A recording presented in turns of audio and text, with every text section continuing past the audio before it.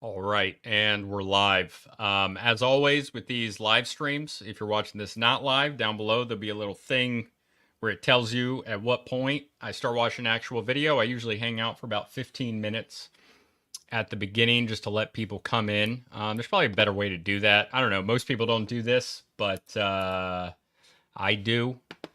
So do that. Also, if you're just gonna watch, one piece of content of mine, watch one of the other ones. Watch one of the podcast episodes. They're out right now, actually. The premiere is ending of a interview, episode 68, I did with an Ojibwe man, Bugs Mitchell, great guy. Sukanmi, you just got out of bed? Where you at? If you just got out of bed, you're not waking up. You got to be in like Asia or something then, right? But yeah, we're gonna hang out. If you're in the chat, say hello. And we're just gonna chill. Oh, Australia. That makes sense. Right. Yeah, close. Right below it. Sweet. So yeah, I just got off. I did Bright Insight, Jimmy Corsetti last night. I was very nervous, obviously, huge platform, and I had this nervous tick. You guys have probably noticed it before, but it was really bad there. They were accusing me of being on meth, man. I am not on meth. I promise you that. I'm not on meth. Um, Never tried it. Never actually been around somebody that I know to be on meth, as far as I know. So, I know about what somebody looks like when they're on meth from like TV, but that's it. But that was awesome. I think Jimmy's gonna come on the show at some point. He's busy, of course, but he brought it up to me, and obviously I'd love to have him on. So yeah, if you're just joining us, we're going to chill for a little bit. I usually wait about 10, 15 minutes at the beginning to let people filter in. Yeah, I forgot other stuff. Sweet. Yeah, so this is the one I'm going to start with because I got a few of them I want to watch. We're going to do a Whatifalthist marathon. People seem to like these. I like Whatifalthist. I do. I like him. He's one of my inspirations for starting YouTube. He's a young guy. Archaeological Aryan. That's a good name, man. Maybe I should have went with that. I think people would get the wrong idea about me if I did, maybe. I mean, I am Aryan by the definition, right? But it's I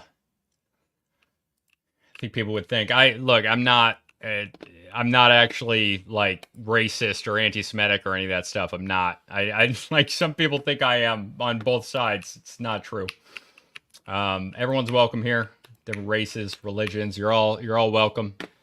Historically, famously, this is a pro-Hispanic podcast. We seem to have historically had a large number of Hispanics. What does the shell stand for around your neck? That it's funny you bring that up actually because this was one comment that was way down on the Jimmy Corsetti stream, but I guess there's a symbol for boy lover in the worst possible way that I don't. It's like a triangle. It's not similar, but it's not that similar. It's also like kind of coiled like this, but this is a Koru necklace, so it's a Polynesian necklace. And it's based on ferns, so it's based on this fern that's found on Polynesian islands. I think specifically New Zealand, but I got it from some Tongan ladies in Hawaii. All three of those places, the Maoris in New Zealand, the Tongans, and the Hawaiians, they're all Polynesian, but mix of all of them. But it's called a koru. It's based on the fern. It symbolizes a whole bunch of things like regeneration and because the fern like unfurls and I think it furls back up. And I love it. I love the symbol just because, when I was at a flea market and I talked to these Tongan ladies that were selling stuff, and I was talking to them about, I think they call it tapa in Tonga and kapa in Hawaii, but it's like this fabric. I bought one of their pieces, which they gave to me half off because I was talking to them about Polynesian culture, and they were very, very happy, which was a very proud moment for me. But yeah, tapa. It's like made of tree bark. Because obviously they wouldn't have the other things to make like normal fabrics. I guess I don't think they didn't have sheep as an animal. They didn't have like what's that plant? Cotton. They didn't have cotton, so they made it out of bark. It's awesome what human beings like based on their environment, what they produce. So I was buying that and talking to them about it, and they pulled this out of the back. They didn't have it out. But this is what the symbol in Moana is based off of as well. And I think they kind of made it have a different meaning in the movie. But yeah, it's a koru. It's not a boy lover necklace. That one random commenter, that was funny. And there I go with doing the mouth thing again, man. It's in it. So this video, the first one I'm going to start with, this map looks ridiculous to me. So that's why I'm going to start with it. Non-state territory in Africa. Morocco's huge. Morocco goes past the Sahel. There's like a massive geographical barrier here. This doesn't make any sense. He's got the Turkish Empire all the way into Egypt and past it. Yeah, ferns are a great plant, dude. I do love ferns. The Chinese Empire includes like freaking insane amounts of territory, like more than they've ever held, including a large portion of Russia. The Urals is its own thing. Hungary's big again, which I like. I guess there's another, like the US has annexed most of Canada. It looks ridiculous. So we'll see what he says. Oh, Vingo, you're catching up. Yeah. So I'm going to start this in a few minutes. I let people cycle in at the beginning. If you watch from the start, you know that. Like the video, please. There's an episode with Anthropology out that's out on the Patreon, which is $2 a month. If you're interested in that, I'll be putting more stuff on the Patreon in the future. Why would Sumatra be its own country? Like Indonesia is going to stop existing? I don't know. Marathon stream. Hey, Meta, I did not take this idea just from you, man. I've been doing this for a little while. I've been like one topic. I did it for debunking. I actually, right when you brought up the idea that you were doing the marathon stream, I did my first one. I think it was like the same day or something. Not from your, like, I'm not stealing your ideas, what I'm saying.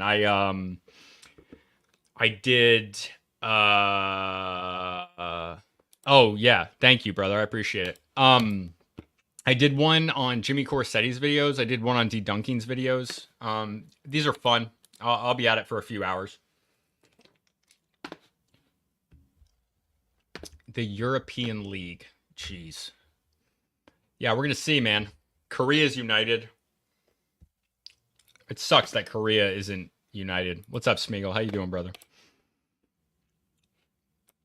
We're going to be starting here. You'll be here all night? Thank you. Good. Smeagol, I don't know why you don't watch on YouTube. There's a whole comment section on YouTube. You know, I still pull up your comments sometimes from Twitter.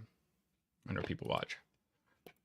Smeagol, you can talk about the tribe all you want, but I will not be pulling those tweets up on screen. That is all on you, brother. Yeah, so about Whatifalthist. We'll get started in a second here. I'm opposed to some of Whatifalthist takes, especially the incelibate uprising thing. Yeah. I agree with some. Oh, I see, Smeagol. I agree with some of his takes. I don't agree with others. Some of them are just kind of ridiculous. He's a young guy. He's like 23 years old, 22. I'm not sure, around that. So, like, I get it. I think he'll be great in the future. I think one reason why he wouldn't is because, like, maybe he... You know, he got big when he was like 18, 19 years old. So it's like, it's a whole, like, that can really screw with your perception of everything. Vingal's asking Smeagol. So there's also a Twitter. Like, I do this on Twitter as well. So it's posted there. And Smeagol's usually the only one that's on Twitter. Some people pop in, but, you know, Twitter's not as good for live streaming. Yes, we're here on YouTube. I think we can get started, man. I'm starting to get, like, larger audiences. Oh, hey, JC. How you doing, brother? Good to see you. I saw what you had put in the Corsetti chat at the beginning. I don't think he noticed because it was, like, at the very beginning, but I saw that. Meant to bring it up. Oh, my God. Hi, JC. Everyone say hi to JC. He deserves it. He's the best. And we're going to get started. Actually, we're going to get started at the 10-minute... At the 10-minute timestamp, explaining the borders of the 22nd century. This is going to be one that I'm probably going to make fun of him, but everybody know I don't want to be disrespectful. I do like Whatifalthist, but he makes some takes that allow me to say a lot, I think, sometimes, because he goes a little bit overboard with them. So let's go. Let me know how my audio is compared to the video and everything. I would really appreciate that. And let's get going. Year and a half ago, and people since then have really wanted me to make a video explaining why I made these what appear to be pretty strange border predictions for the world in 100 years. Well, here it is. This is a video to go through the borders of every continent to explain what I think they'll be like in the year 2120. So without ado, let's get started. Without ado. Okay. I've never heard someone say ado without further.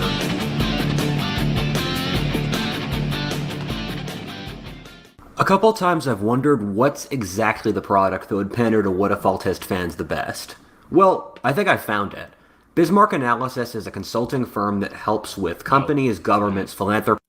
Like Whatifalthist, they try to look at the historical crisis that we're about to face with all brief. You can start. Russia, Bismarck, audience about is that this map isn't gospel, and I'm not certain the world will turn out like this. Oh, you better not be certain, It's often funny brother. for me when Holy my crap. fans take this map and other maps I make more seriously than I do. And this map is a series of implicit assumptions that I think will be correct, but could easily be wrong. For more information on what the assumptions I'm making are, you should check out this video on one group of humans won't genetically engineer themselves into superhuman status and gain world dominance. Okay, I skipped ahead and we missed something insane. So the 4 trajectories of the 21st century. As an example, I make the assumption that one group of humans won't genetically engineer themselves into superhuman status and gain world. I guess it's very possible, right? You can genetically engineer people now, but I love that that's the assumption that he's going with. Domination, or runaway climate change doesn't occur. Both of these are within the range of possibility, however. Or I've heard compelling arguments both for greater centralization and greater decentralization in the future, and I'm frankly not sure what side will win, and so I created a midway scenario here. It was an assumption. As I always say, I'm betting against God here, and there are infinite ways to be wrong with predictions and only a handful to be right. With that out of the way, let's get started. Part 1. North America. Canada is the most confusing and complicated part of this map. In a previous rendition of the script, just explaining the Canadian section took a tremendous amount of the video, but luckily enough, since then, I've made a video about the potential future of Canada. Click the link to that video for more details. The long and short of it, however, is that Canada is a loose confederacy of various provinces with very different self-interests, and these provinces build various coalitions and arrangements in order to keep Canada a unified country. However, I think that due to a combination of a crisis in Canada's identity and very different demographic trends with aging between the western and eastern provinces of Canada means that the ideologically more conservative and aligned with the U.S. western prairie provinces will want to join America.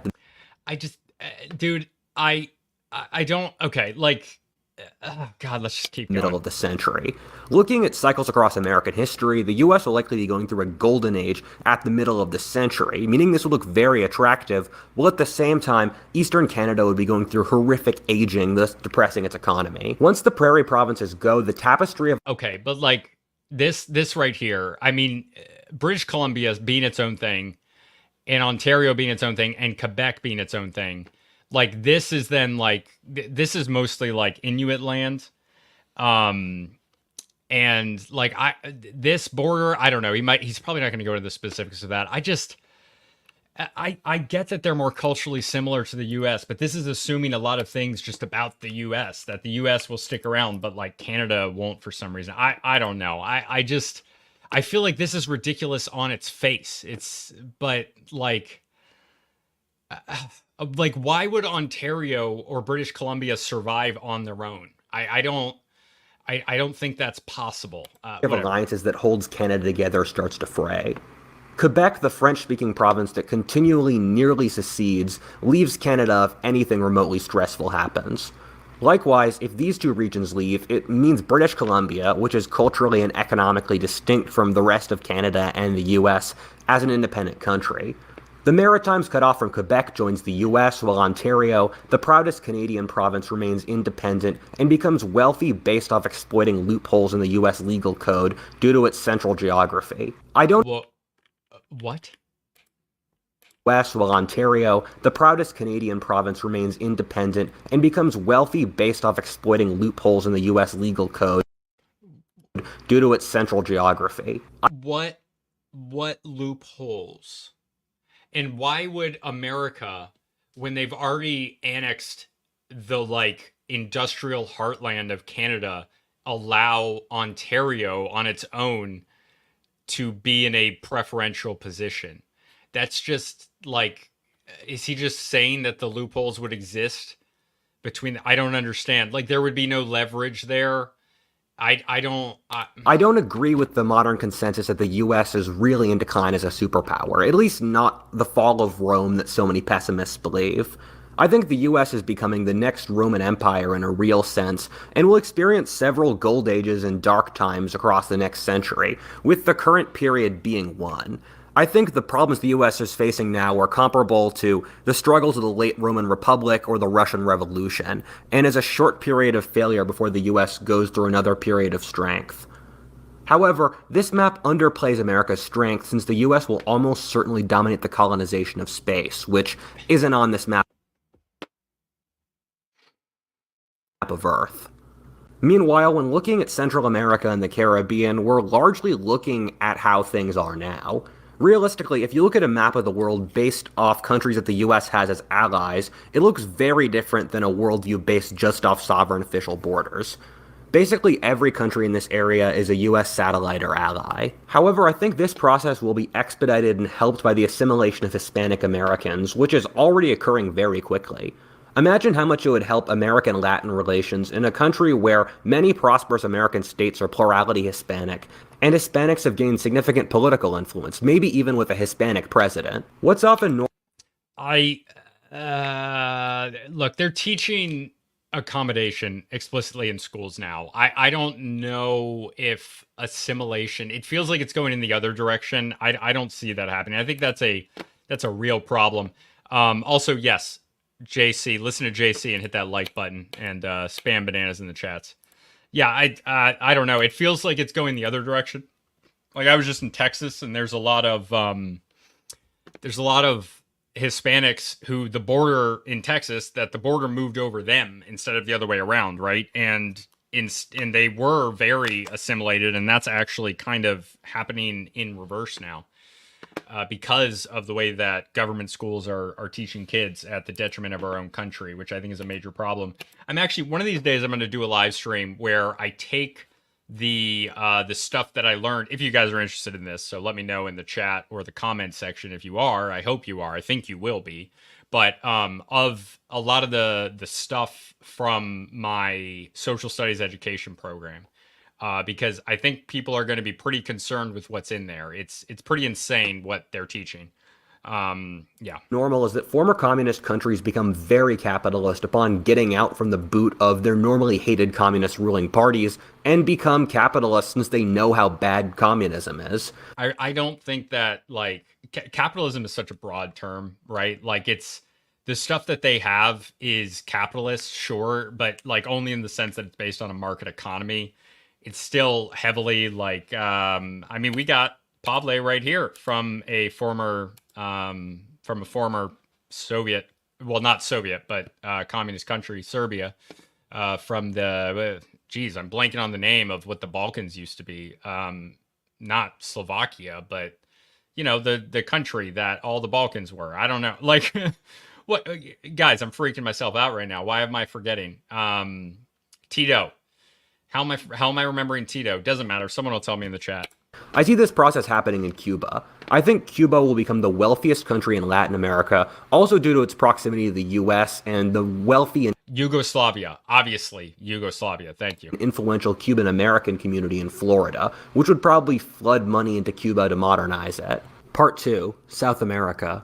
I don't see a lot of border changes in South America. As I said before in a previous video... Dude, I don't understand how you can look at South America and North America and be like, yeah, North America is going to be the one that's going to have these big border changes. He probably just doesn't know that much about South America. Yeah, let's hear what Pablo has to say. Very capitalist. Yeah, no, from experience, I could say Yugoslavia was still socialist well into the early 90s. We still have a small Titoist movement within Serbia amongst boobers. I am sure you do. Yeah, I apologize for what the Americans did to what the American government did to Serbia because, I used to believe the propaganda and now I don't. Obviously, there was a lot of bad stuff going on there, but the way that they handled it was not good. South America has actually been hurt in some ways by its borders making too much sense, in that in almost all cases, South American countries are built around fertile heartlands surrounded by impassable jungles, deserts, or mountains in the fringes. This is a blessing in making this unusually peaceful continent, but all— What does he mean uninhabitable? People live there, dude. What? Are built around fertile heartlands surrounded by impassable jungles, deserts, or mountains in the fringes. This is a blessing in making this unusually peaceful continent, but also means there's never competition or pressure to really improve between countries. What? There's never competition or pressure to improve between countries with South America? Isn't Venezuela close to invading their neighbor because oil gas reserves were found there? I don't know a lot about that, but I do know that there are some somewhat recent wars between these countries. I mean, what was it? Paraguay that got like multi-invaded and they lost like 8%, 80% of their male population. It was absolutely crazy. Saw you on Bright Insight. Now I'm a subscriber to you. Thank you so much for coming over, brother. I appreciate it. I also don't see Latin America really having a big industrial push outside the areas bordering the US, since this area really hasn't moved forward economically as compared to the rest of the world in 300 years. The US allies here are the ones the US largely has now. I'm adding Venezuela for the exact reason I see Cuba becoming an American ally. Oh my god. Why? When was this made? 2 years ago? You should know better. The future of Venezuela as a society is largely dictated by whether they can get their act together before or after we switch away from a predominantly oil economy, if we do. The only border shift I could see is that the wealthy, white, and culturally distinct southern Brazil splits off from the rest of the Brazil in the crisis of the third world that I anticipate. This is the first take that I think makes any amount of sense because it's based on the different demographics in southern Brazil. You see down here, closer to Argentina, which is also quite a white country.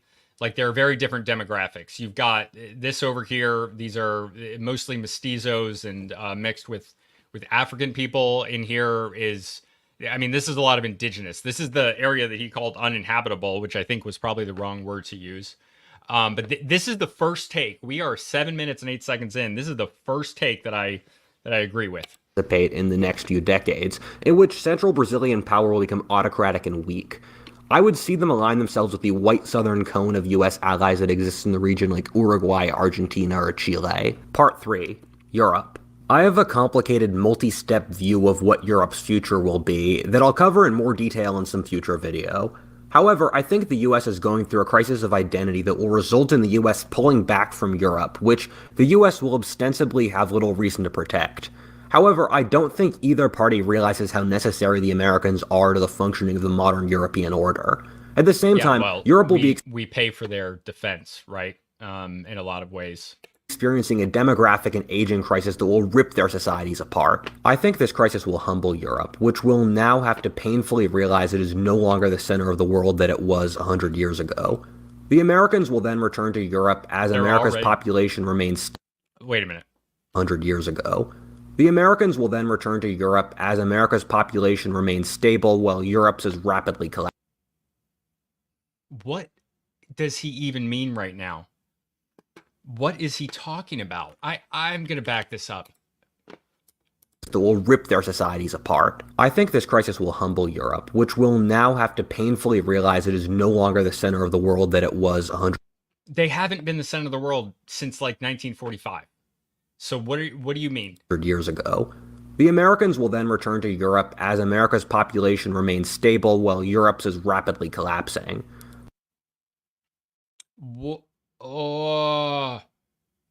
I'm having an aneurysm here, boys. Am I crazy? This is insane, right? The Europeans, who have seen many horrors between collapsing economies, civil war. Dude, that Russia one is some weird NAFO fan fiction. He has Russia taking parts of Poland. He has German bloc taking back Danzig. The Baltics are just absorbed by Germany. What? Whoa. The German bloc has Hungary and Croatia as well? Why? Why? Wars, external wars and the like, will then acquiesce to greater American influence, who will gradually... Wait a minute. External wars and the like. The Albania is under the Balkans? But okay, so the Turks have Bulgaria and North Macedonia back. I just... why? You think the Greeks are going to let that happen? Oh my God. The Turkish Empire. Dude, this is like some, like, what's it called? Paradox game, like, brain rot that I see going on. But this is insane. Is Armenia gone? Russia's back. Like, will then acquiesce to greater American influence, who will gradually colonize Europe in a process that I don't think either will consciously view as colonization, as various European countries are gradually weakened into forming a pan-European confederation. So Romania's gone?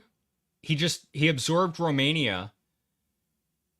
Did he take parts of Hungary into the Balkans?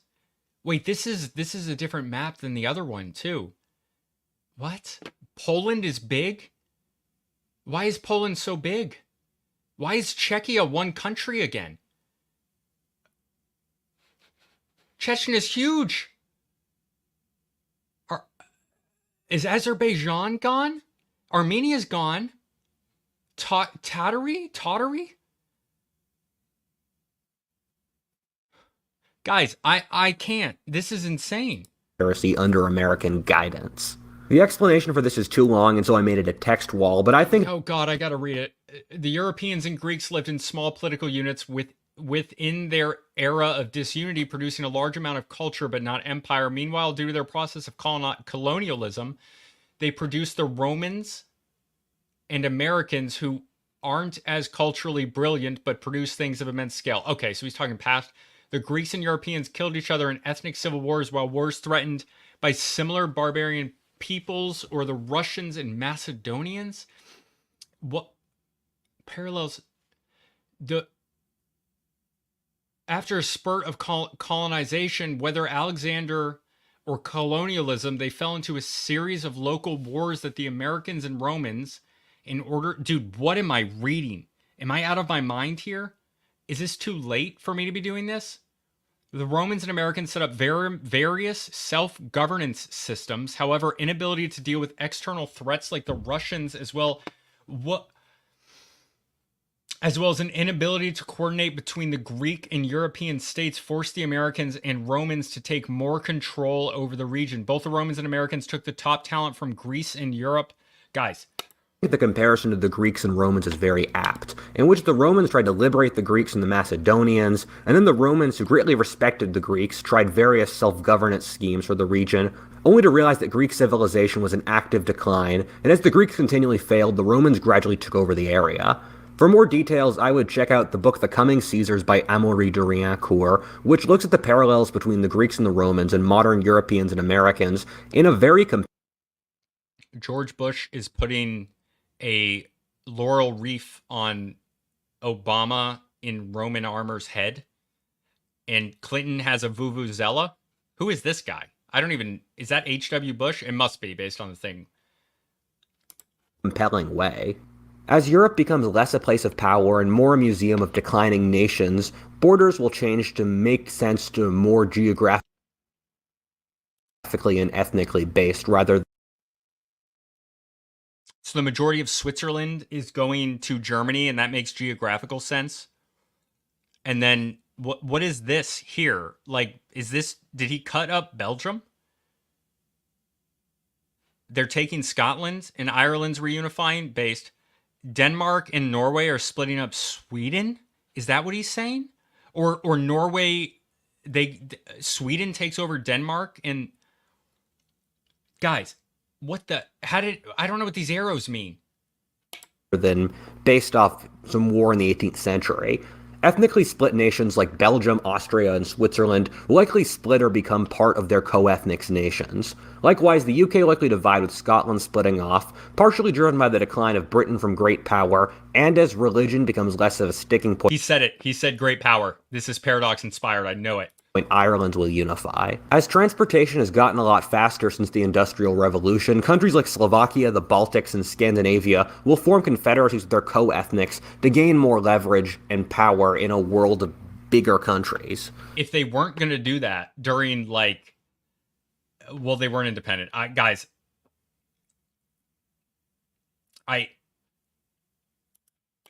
yeah, we've been waiting 500 years for this. What is happening? As Europe becomes weaker and more inside the American sphere of influence, I think the Americans will buy Greenland off the Danes. Greenland is central to missile warfare, and as the world warms, will probably become the center of the Arctic trade routes, thus making it extremely strategically important for the US. Due to the collapse of belief in the shared Russian mission as a nation alongside their massive demographic collapse, I don't think Russia or the Balkans will survive. For a bunch of reasons, I'm bullish on Turkey as a future superpower.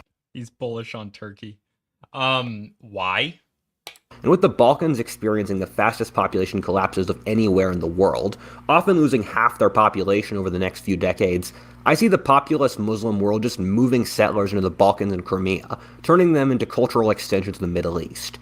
I also see similar... Okay, they had a chance to do that for hundreds of years. It didn't happen, so I don't know why it would happen now. I mean, Albania is re-Christianizing right now, so I don't know. Trends in the Christian Caucasus nations like Armenia and Georgia, which are under very similar demographic and cultural circumstances. The US doesn't have a lot of cultural or strategic interests in the Balkans, and would allow this to happen when distracted elsewhere, but we would see a frontier develop between Christian and Muslim worlds at the edge of the Hungarian plain around modern Belgrade. It's called the Carpathian Basin. It's not, what do you mean Hungarian plain? Nobody calls it that. It's the Carpathian Basin. It's got a name. The natural geographic choke point. With the collapse of Russia, I see two powers gaining more influence in the... Dude, he really thinks that Poland is going to take over parts of Russia. And Romania just doesn't exist. Why? Void that Russia leaves in Eastern Europe. The Poles and the Turks. I see the Poles expanding east, seizing Belarus and western Ukraine, which will become a buffer state between Turkish, Russian, and Western influence. I see the Turks gaining dominance over the Black Sea as they have for most of the modern period, using Crimea as a detached peninsula with a large Muslim minority as an airbase to control the region from. I see them allying with Russia's Muslim minority populations that they often have a good amount of cultural connection with, like the Chechens and Tatars, who have the highest birth rates of anyone in Russia, and will only get more populous over time as Russia's, especially Orthodox Christian population, collapses. The Turks might possibly split off the somewhat culturally distinct southern grassland of Russia called Chernozem as a buffer. Depending on how much the mission of a unified Russia has failed at this point, Chernozem might continually attempt to join up with the fragment of what used to be Russia. Also, spoilers for a future video, I think there's a decent chance that a new civilization develops in this area. Part 4. Africa. There are two trends you need to understand to figure out the Africa you see on this map. The first is that I think the Muslim world will industrialize and become wealthy.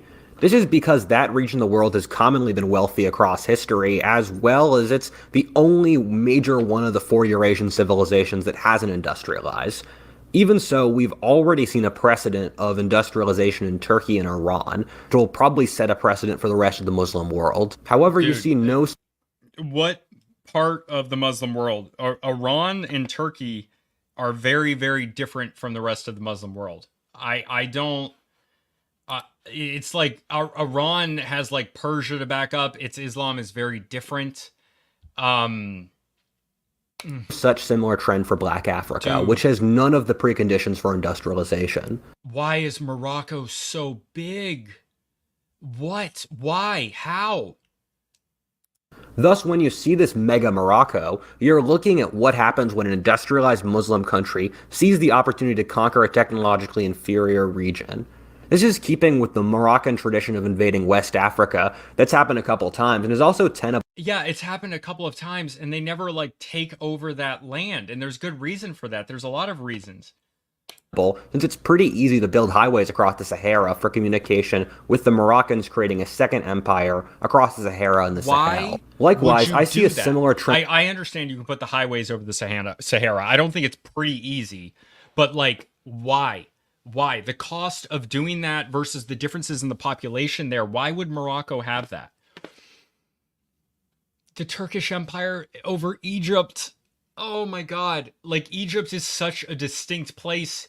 It's been independent. Like, it was under like the Roman Empire and then the Eastern Roman Empire, but like it stayed like, but Egypt is then taking over parts of Libya, large parts of Libya. Trend with Turkish influence taking place in Sudan and Northeast Africa. The second dominant trend is that the state doesn't have a strong record in this region of the world and was largely created by Europeans for their own colonial purposes without dealing with local conditions. What? Okay, the one thing that makes sense here is, okay, Ethiopia taking parts of Somalia is ridiculous. The East African Union, some of these countries might unite. That's the only thing, because they're already kind of working on it. I don't know what non-state territory means. By Europeans for their own colonial purposes without dealing in this region of the world. And I don't know what you mean by Fang, Bengal. Largely created by Europeans for their own colonial purposes without dealing with local conditions. At the same time, most African nations haven't been able to construct strong national identities, with their governments often being rackets for one ethnic group to extract payments from the others. And yet that's been going on for like 80 years, and it hasn't, like, why would they all collapse now? Like, what's going to, like, there's been plenty of geopolitical unrest in a lot of these countries. They made the choice to not split them up at the time that decolonization happened. He had a country on the Africa map called Fang. I guess it's some ethnicity.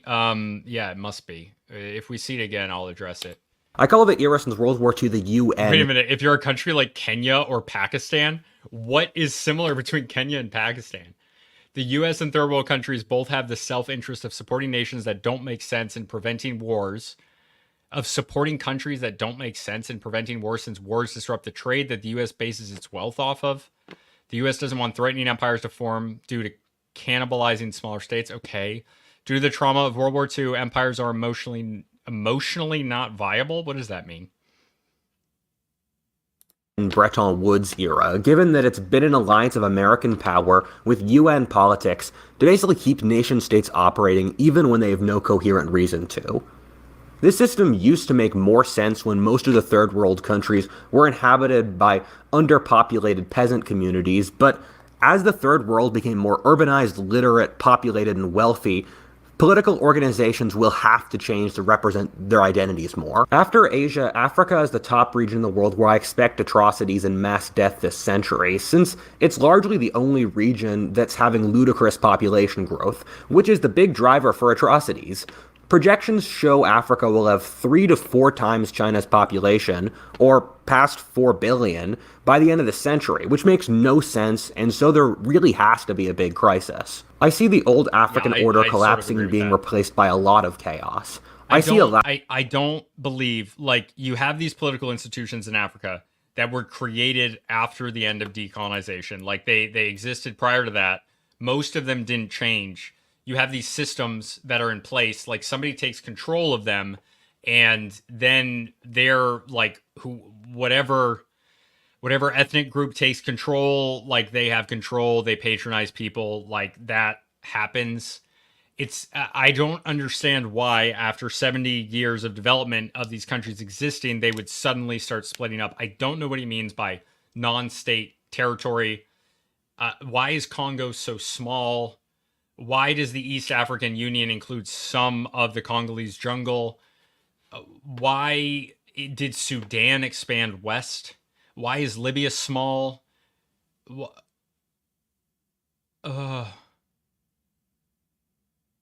Why has Yemen laboratory of various warlords, theocracies, and crypto states. I think this degree of crypto states. He's talking about crypto states now. I see the old African order collapsing and being replaced by a lot of chaos. I see a laboratory of various warlords, theocracies, and crypto states. Okay, so if you're just joining us, this is Whatifalthist's vision of the history. It's his vision of what Africa will look like, or well, in this case, Africa, but the whole world in the 22nd century. Is Niger outdoing South Africa now? No, Niger is not outdoing South Africa. I mean, South Africa is not doing well, but no, Niger is doing. I don't know. Niger is one of the countries that seems to be doing okay in Africa right now. I don't know. I think this degree of competition will actually be amazing for the continent and its future history, since it will create massive pressures towards improvement in creating African civilizations. Sort of like how modern Western civilization was formed in the chaos that came after the fall of Rome. I mean, the main geographic problems that kept Africa in poverty until recently are largely gone, so if Africa can formulate a way to wealth, they can achieve it. However, I think there are a couple exceptions to this rule, the first of which is ethnically coherent or resource-bearing territories on the coast that I'm pretty sure would survive and form as coherent nation-states. One is the Igbo in Nigeria, who could export their oil or the oil-bearing mouth of the Congo River. Wait, I thought it was Igbo. Is it pronounced Igbo?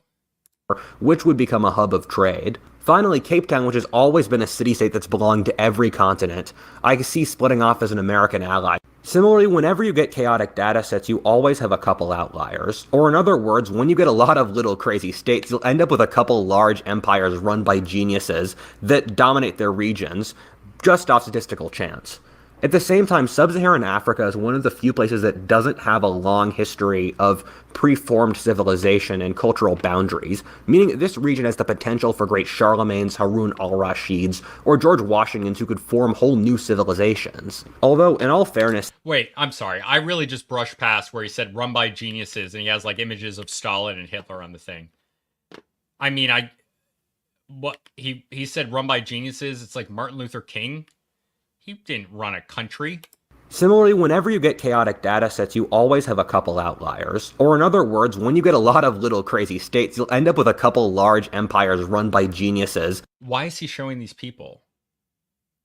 Does he think all these people are geniuses? That dominate their regions, just off statistical chance. At the same time, sub-Saharan Africa is one of the few places that doesn't have a long history of preformed civilization and cultural boundaries, meaning this region has the potential for great Charlemagne's, Harun al-Rashid's, or George Washington's who could form... Okay, I don't understand why he's using, like, why is he using, like, references, like, there's African leaders he could use as an example. I don't know. Form whole new civilizations. Although, in all fairness, this state could develop anywhere in Africa, I'm putting a bet on East Africa, which has largely seen the best leadership in Africa so far, some of the best nation building, and also the formations of what could be the East African Union, or a federation of Kenya, Tanzania, South Sudan, Rwanda, and Burundi, who plan on forming a unified country. I honestly don't have really high hopes for this working, but of any one place in Africa, I have the highest hopes of okay, this is the one thing that I sort of agree with. I think Uganda has done insane things since like 30 years ago. This giant, all the genocide that happened like 30 years ago. The empire. As the rest of Africa might spiral into war, neighboring areas would seek protection under the East African Union, with a notable example being the resource-rich southeastern province of Katanga in the Democratic Republic of Congo that would sell its resources east through the Indian Ocean rather than west through Kinshasa as it does now. The final spot is Ethiopia, which I think would be the main competitor to form an African empire alongside the East African Union. Ethiopia is the only main country in sub-Saharan Africa to industrialize and also is the main one that has a large history of a strong state before European Okay, he's right about that with Ethiopia. Colonization. I put Ethiopia as one of the leading contenders for a future African empire. Part 5. Asia. The main trend that I see borne out in Asia over this next century is... Dude, this is crazy. This is absolutely crazy. It completely ignores geography. Pashtunistan? That's what you named that? Pashtunistan? Historic. Closing the technological gap that Western civilization has had over the last 500 years. In a lot of ways, this is pulling us back into the Middle Ages, in which countries that have had long standing geopolitical, demographic, or strategic advantages since the time of Marco Polo will again gain dominance over their civilizations. Starting in the West, I've already talked about the Turks a bit in their other continents. In short, there's a reason the Turks have dominated the Middle East for almost all of the last 1,000 years. They have cultural, geographic, and military advantages over the dispossessed Arabs. I think as oil will probably become less important, the Middle East will revert to the large empires that have ruled it for thousands of years. Okay, so he's destroyed the country of Afghanistan, which is a place that's nicknamed the graveyard of empires. So there's some ethnic ties to Iran in parts of Afghanistan. He's moved Iran west a little bit, I think. Turkmenistan and Uzbekistan and Kazakhstan have kind of their original borders, I think. I don't understand why this is splitting off into two countries. Wait, how did Australia sing? With the Turks and Iranians being the obvious contenders, I think the Turks will win in a conflict against the Iranians. Hold up. So he's got Israel there. Wait, Egypt and half of Libya is going to the Turks? Dude, why? You can't. Oh, yeah, Azerbaijan is Iran now? If Azerbaijan is going to join anything, they're going to join the Turks. Iranians being the obvious contenders. I think the Turks will win in a conflict against the Iranians, like they've done the last several times, due to their greater wealth, technological progress, population, and sharing Sunni identity with most of the area. The Turks are largely surrounded by failed states, so this is easier than you'd think. I see the Turks establishing a series of client states outside their direct sphere of influence, in places like Oman, the Hejaz, and Libya. One of the most fraught decisions I've struggled with in this map was whether Israel would survive. On one hand, if the Muslim world industrializes, Israel is dead, since it's so hated by the surrounding Muslims. However, the Jews are a stubborn people that are hard to kill, and I see the Turks, who have a history of multi-ethnic empires and Dude, this guy does not care what he says. Why would you phrase it like that? cooperating with the Jews, in effect, working with the Jews to keep down the Arab subjects of their empire. However, another point of view is that the Israelis also might be able to create an effective Arab coalition that keeps the Turkish Empire from forming in the first place. I see the ethnic Turkish states in Central Asia becoming allies of the Turkish nation. Hold up, he thinks Israel Also might be able to create an effective and cooperating with the Jews, in effect, working with the Jews to keep down the Arab subjects of their empire. However, another point of view is that the Israelis also might be able to create an effective Arab coalition that keeps the Turkish Empire from forming in the first place. I see the ethnic Turkish states in Central Asia becoming allies of the Turkish nation due to their cultural reasons. I redrew the borders here to fit more around actual ethnic borders in the region because, as of now, the borders of Central Asia were literally designed by Stalin to screw over any future independent countries. These areas will probably become wealthy and central to the world economy as Asia becomes wealthy and the old Silk Road trade centers grow up again. If the Islamic world industrializes, we will also get the second pole of the Middle East. Iran sees power. The countries to Iran's east, like Afghanistan or Pakistan, are largely artificial, unstable, and created for political reasons, and I don't see them surviving. Under those conditions, we would return to the previous situation in which Persia would have a large sphere of cultural influence and allies in the Afghan mountains, but would leave these geographically tough and unruly regions to their own practical self-governance. I think India will go through a period of painful, intense politics over the next few decades before becoming wealthier, working off the chip on their shoulder from British colonialism, and then move on to becoming the stable, isolationist civilization they've been for the last 4,000 years. I don't see Bangladesh or Pakistan as successful states, and so think that as India... Dude, why would India take over Bangladesh? Like, what is to... Like, I get it. It feels like he's just, oh, if a state becomes weak, then they'll be taken over. Yeah, this video is from 2 years ago, by the way. Like, this is... there's no reason for India to take over Bangladesh. Like, they could have done that in any time if they really wanted to, but why would they want to take on that population that's incredibly poor and is different? Like, they're Muslims in Bangladesh. Like, it's not... This isn't... India continues to grow and get richer, that India will suck in both into their economic and then afterwards cultural and political order. As India mellows out and has to work with Muslim territories, will start to construct its identity around the shared Indic civilization rather than Hinduism. Oh my God. You mean the country that has like Hindu nationalism as their whole entire thing is going to now base it off of something entirely different? Why? Why would they do that? When historically, I mean, they still have a bunch of problems with Muslims, as in like they're fighting them. Burma, which is the rice bowl for this region and geographically and culturally connected to the broader Indic world, will also probably end up... we got to respond to the video on face value because I wanted to, but yes, he has grown a lot since this video, and I agree a lot more with his more recent stuff, but still. In the orbit and as an ally to a mature and wealthy India. The main reason I have China eat so much of Siberia and Central Asia is... Yeah, dude, this one, I can't on this one. Like, China has gotten, their sphere of influence has gotten smaller and larger over time. This land right here is all steppes. So the fact that they would, the idea that they would go over these into this area and take it over, like, what do you think is going to happen to Japan? I mean, they have their own demographic issues, but like, just sheer demographics. The whole of Siberia... He just doesn't like Russia, I think, is the point. ...and Central Asia combined has a population of less than 100 million, while China has a population of 1.5 billion. The thing that's... How does it benefit China to take over all this land? There's nothing here.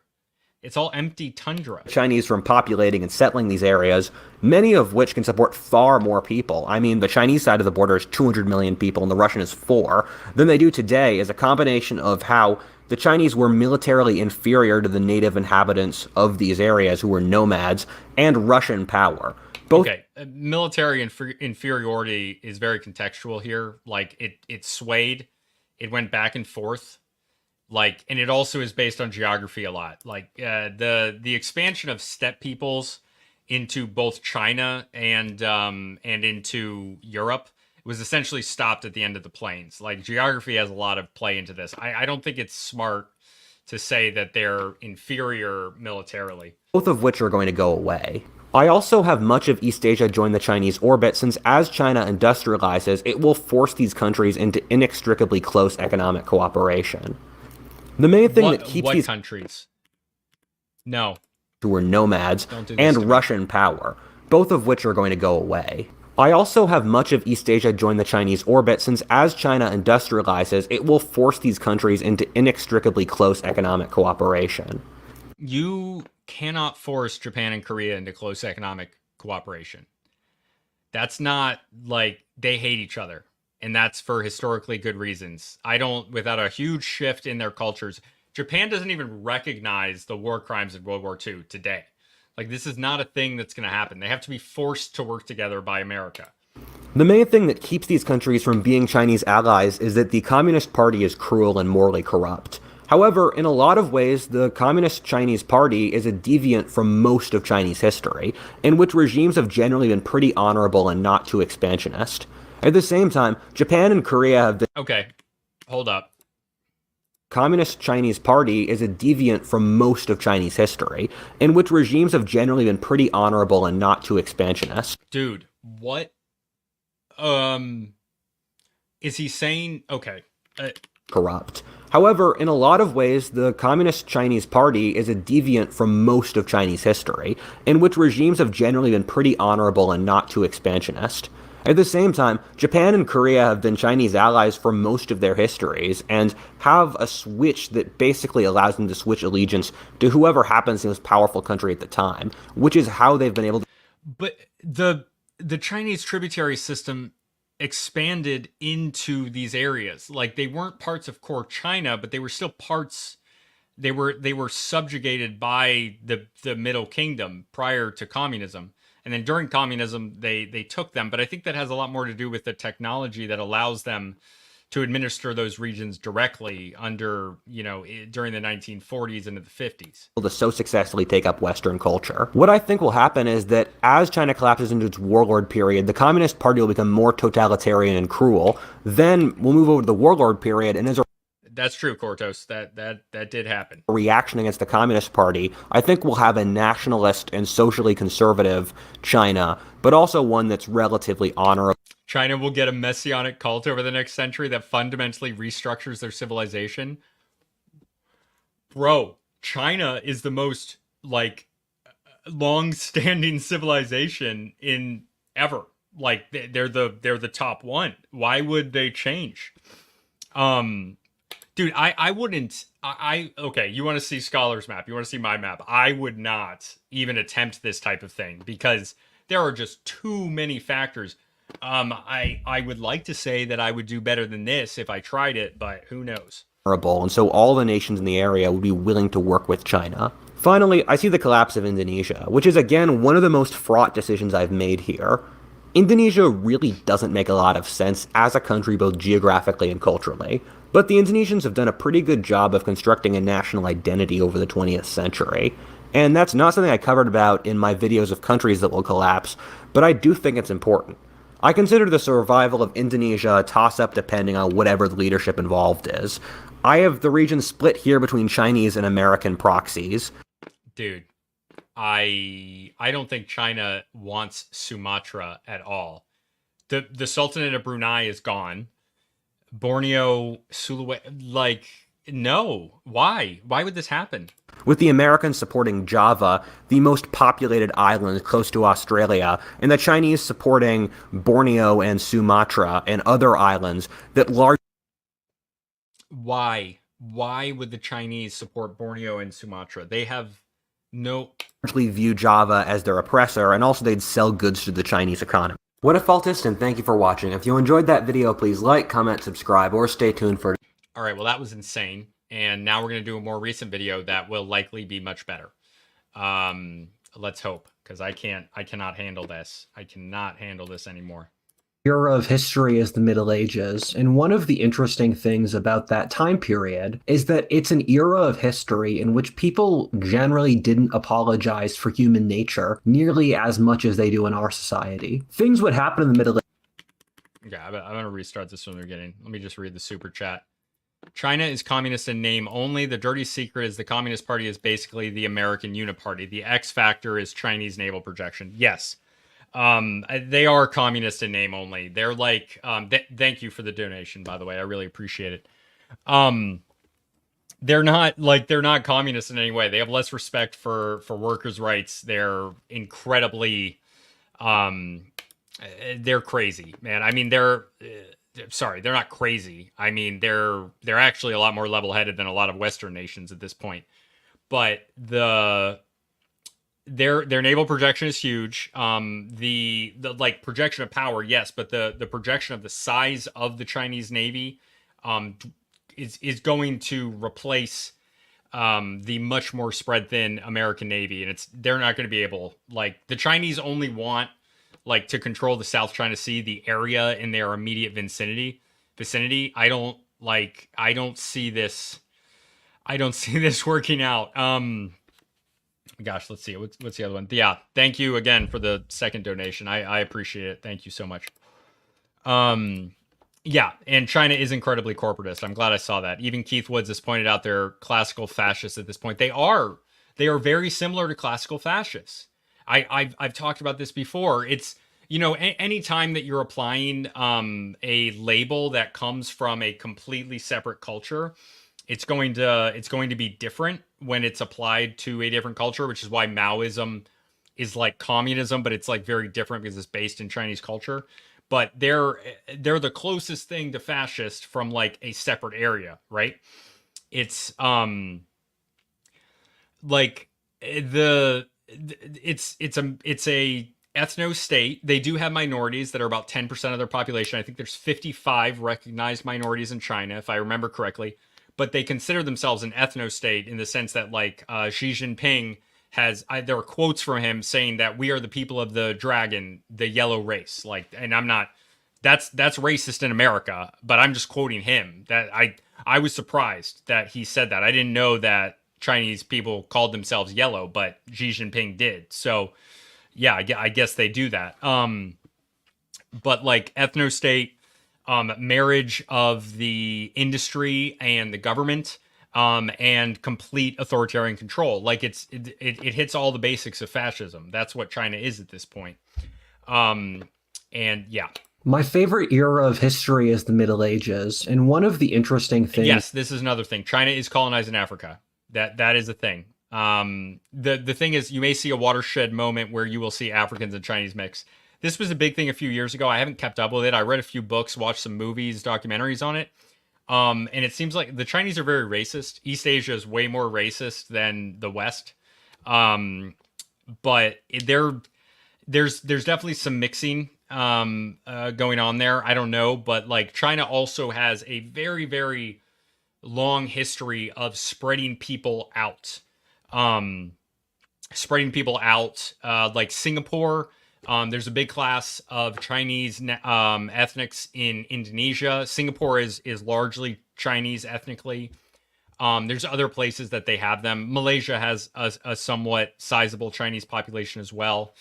But they haven't like Singapore didn't join China proper. They made their own thing. And there are also like Malaysians and other races there as well.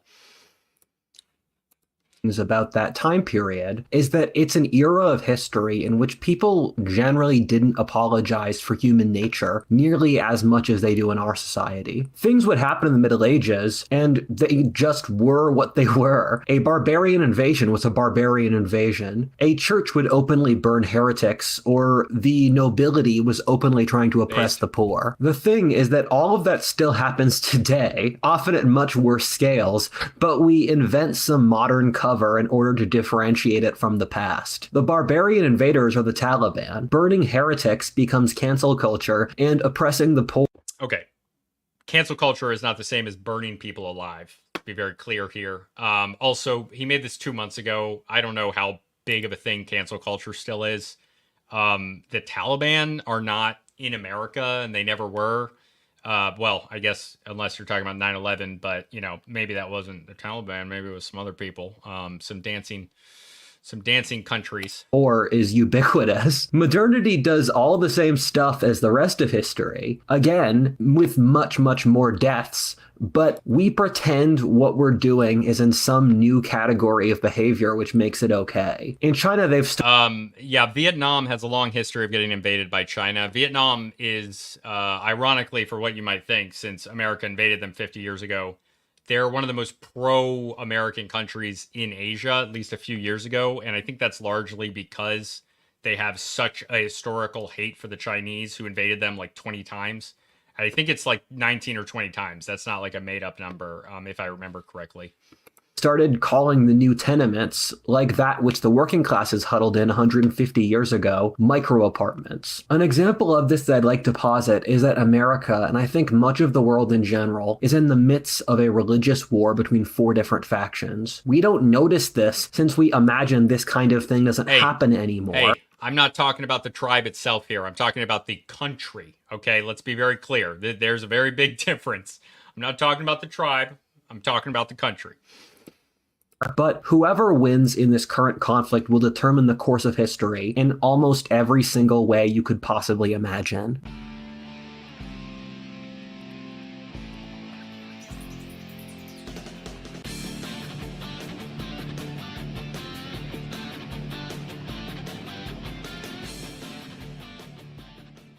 Well, these are the 4 religions that are fighting over the West. There are other religions and beliefs that permeate other civilizations, and one way to see that is through looking at their art. This can be hard since they operate with very different mediums from us, but with today's sponsor, Surfshark, you can access is that there was an era of history basically no one thinks about, which occurred after the fall of the Mesopotamian or Egyptian civilizations, and then before the rise of Islam. Ever since I was in middle school, I wonder what was going on in the Middle East under Persian, Greek. This area was not, this is not India at this time. That's not true. I don't believe they controlled the Tamil lands down here. Am I wrong on that? Somebody know? Or Roman colonization? The short answer is that even though the region were colonies, you can see profound cultural and especially religious revolutions that were occurring under the surface. On top of this, the foundations of what later became Islamic culture, especially in the Fertile Crescent and through architecture, was developing in the first centuries after the birth of Christ. The Middle East in the Hellenistic period saw the flowering of a series of religions that became Judaism, Gnosticism, Hermeticism, the cult of Isis, Stoicism, Christianity, Sibylle, Mithraism, Manichaeism, Mazdaism, or Islam. Oh, it's civilizational There was map. Okay. something in the water at that time which created a bunch of religions. These were all popular cults or religions which spread across the whole world, including to the Roman Empire. The Hellenistic period, or when the Greeks controlled the Middle East, was a period of widespread secularism. And people often forget that there was secularism or atheism in the ancient world, but there was a significant amount. And since that didn't fulfill people's spiritual needs, So the idea, it's hard to apply, even today, it's hard to apply the label of a religion to belief systems outside of the West. Like, our definition of religion is very much based in the Abrahamic religions. And, like, you know, it doesn't even apply to, like, something like China. And a lot of times of history, these ideas were not mutually exclusive.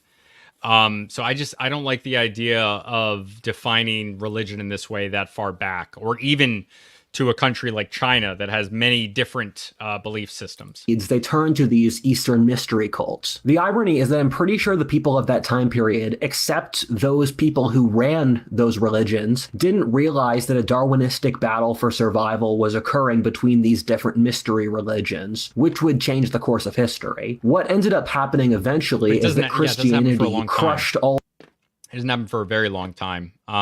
The other religions, but in a process of doing so, taking what was best from the rest of them. The parallel to our current era is that both of these were during ages of nihilism and secularism, where the societies in general didn't believe in anything. Were waning and there's never a time when people don't believe in anything. That's just not a thing. It's never happened. Waxing political issues, while the seeds were being planted for the next age of faith. There were large empires which allowed rapid trade and increases in communication and commerce, but said empires fell into decadence while their sheer size made people feel like they were useless and completely powerless. And I think a similar process is going on now due to all these parallels in the spiritual and social institutions of our society are really not up to snuff with what our needs are. Thus, what we will see over the next few centuries, in that I don't think this process is going to be completed anytime soon, is the competition between these different worldviews for whichever one will achieve total dominance in the next age. I think we're only going to see how important the events going on now were hundreds of years in the future, looking back with hindsight. Some of you might have seen my video on the religious wars of the 20th century, in which I posit that it's better to see the ideological conflicts of the 20th century as the bloodiest religious wars in history fought between Marxism, fascism, and liberalism. Our current age is a finishing act to those wars, in which those three ideologies are still fighting each other today. That being said, and the world doesn't have any pretensions to being simple, in that killing the other, these three ideologies will transform into something completely incomprehensible to what they were before. I briefly covered in that video in which liberalism or Marxism have morphed into being the exact opposites of what they originally started as, with liberalism today standing for government, bureaucracy, and social engineering. That's a new thing. It's not liberalism anymore. It can be called liberalism, but it's not. Which is the exact opposite of its libertarian roots. Meanwhile, Marxism has become a corporate elite ideology supported by the wealthy in opposition to its revolutionary. That's not Marxism. That's not like classical economic Marxism. That's cultural Marxism, which I guess, but you have to make a distinction between those. He just called what? Is the exact opposite of its libertarian roots. Meanwhile, Marxism has become a corporate elite ideology. He just said Marxism has become a corporate elite ideology. That's not, guys, am I crazy? That doesn't make any sense. Yes, Pablo, this is 2 months ago. I don't get it. Help me. Ideology supported by the wealthy in opposition to its revolutionary working class roots. I am of the opinion that classical liberalism is basically dead. The only people who push for it are people who are actually Christians, where classical liberalism is just their economic and social system. The reason this process is occurring is the social foundations under which the 20th century were operating are completely alien to those of today. All three of those humanist ideologies operate under the principle that through greater wealth, technology, and social engineering, that humanity will reach a utopia where heaven is like earth. That being said, with the Second World War, three events have occurred which have completely discredited this theory. The first being that the Western world has attained a absurd level of wealth, safety, peace, health, fairness, or comfort, and it made us miserable to the point of suicide. I know most of us don't live in that anymore, but it didn't make us happy when we had it. One of my friends likes to say that God teaches you lessons in two ways, either by taking everything you have away from you and making you rebuild yourself, or giving you everything you could ever want and seeing it destroy you. The second point is that global civilization is in rapid decline. We can cope all we want, but nothing can stop the world's population from collapsing by at least half by the end of this century. The world today is beset by degeneracy and bizarre social issues, including most notably the West trying to commit suicide. All of that means that the 20th century's idea of permanent growth and progress will end up just coming across as completely insane. Thirdly, over the course of the 21st century, there's been a significant amount of research into human nature, in many cases driven off advances in neurology or using the internet to mine data. The idea that human nature is perfectible, that under which modernity and the technological project is founded, is completely unbelievable now. Everyone in the sciences now agrees that human nature is fundamentally flawed and animalistic. Even all the socialists in the sciences at this point agree that half of human nature is genetic. This is in direct opposition even to what people believed 10 years ago, that all humans are equal blank slates who are motivated by social engineering. It reminds me of Bertrand Russell's History of Western Philosophy, in which he talks about how the rise of the great depersonal Hellenistic empires at the expense of the old city-states created mass alienation. With all the suffering and powerlessness, the world didn't seem like a rational place to analyze or explain. Instead, it was a hard place to accept and live through. A similar shift occurred across Eurasia before the Axial Age, when Lao Tzu, Confucius, Buddha, and Socrates lived at the same time around 500 BC. Even in just the last 10 years in my short life, people are losing the ability to think rationally. Whenever I listen to someone speak, I parcel it in my mind. Are they making an argument or are they virtue signaling to their faction? The ratio has massively gone to the latter, with very little original thinking happening today. As this happens, people will move from worldviews based off reason to those based on existing, from how to rationally explain the world to how to deal with it. To be clear, before we go into explaining these four different religions, that if you ask someone if they belong to one of these, they'll probably say no. Yes, I agree with this. All cultures and religions are hybrid. Yeah, cultural sharing, I mean, that's an inherent part of culture. It just is shared. It changes over time. I said this during the episode 68 that just released with Bugs Mitchell, who's a Ojibwe Native American. He, like, all religions are syncretist was what I said. I mean, that's just kind of how religions come up. They're new things that are somewhat based on old things, and you can see their fingerprints in them. That being said, in the Bible, they talk about how we all put up different idols in our soul of things that we venerate above all else. For some people, that's money. For others, God itself. For others, their families or fame. If you talk to people for long enough... Yes. I haven't said that in a while. Hit the like, subscribe, and hit the bell. Join the Discord. Those are all the things that I say. So yeah, please like the video if you haven't already. Subscribe if you're not. Join the Discord if you want to have longer form conversations. And the episodes are early and unedited for $2 a month on Patreon.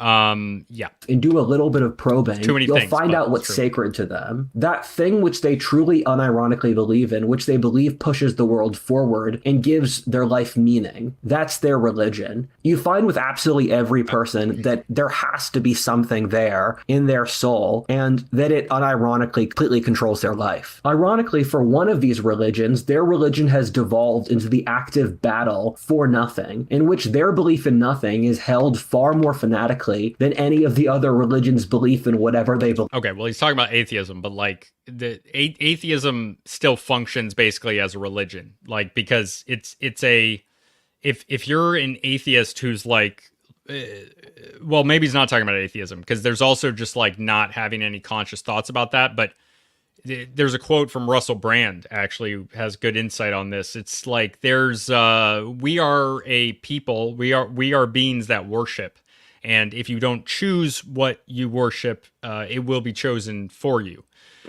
So we do that, but like a lot of atheists, though, like sort of Reddit atheism, militant atheism, it does have beliefs, it has taboos, like the being convinced that there is not a God and that is a definite truth is like, and they would call, not that I believe in God, but a lot of them would say belief in God is stupid, but believing that belief in God is stupid is just as dumb as not believing in God. You know what I mean? It's the same thing. It's like you don't know, so pretending that you know is a religiously held belief because you're looking at it without evidence.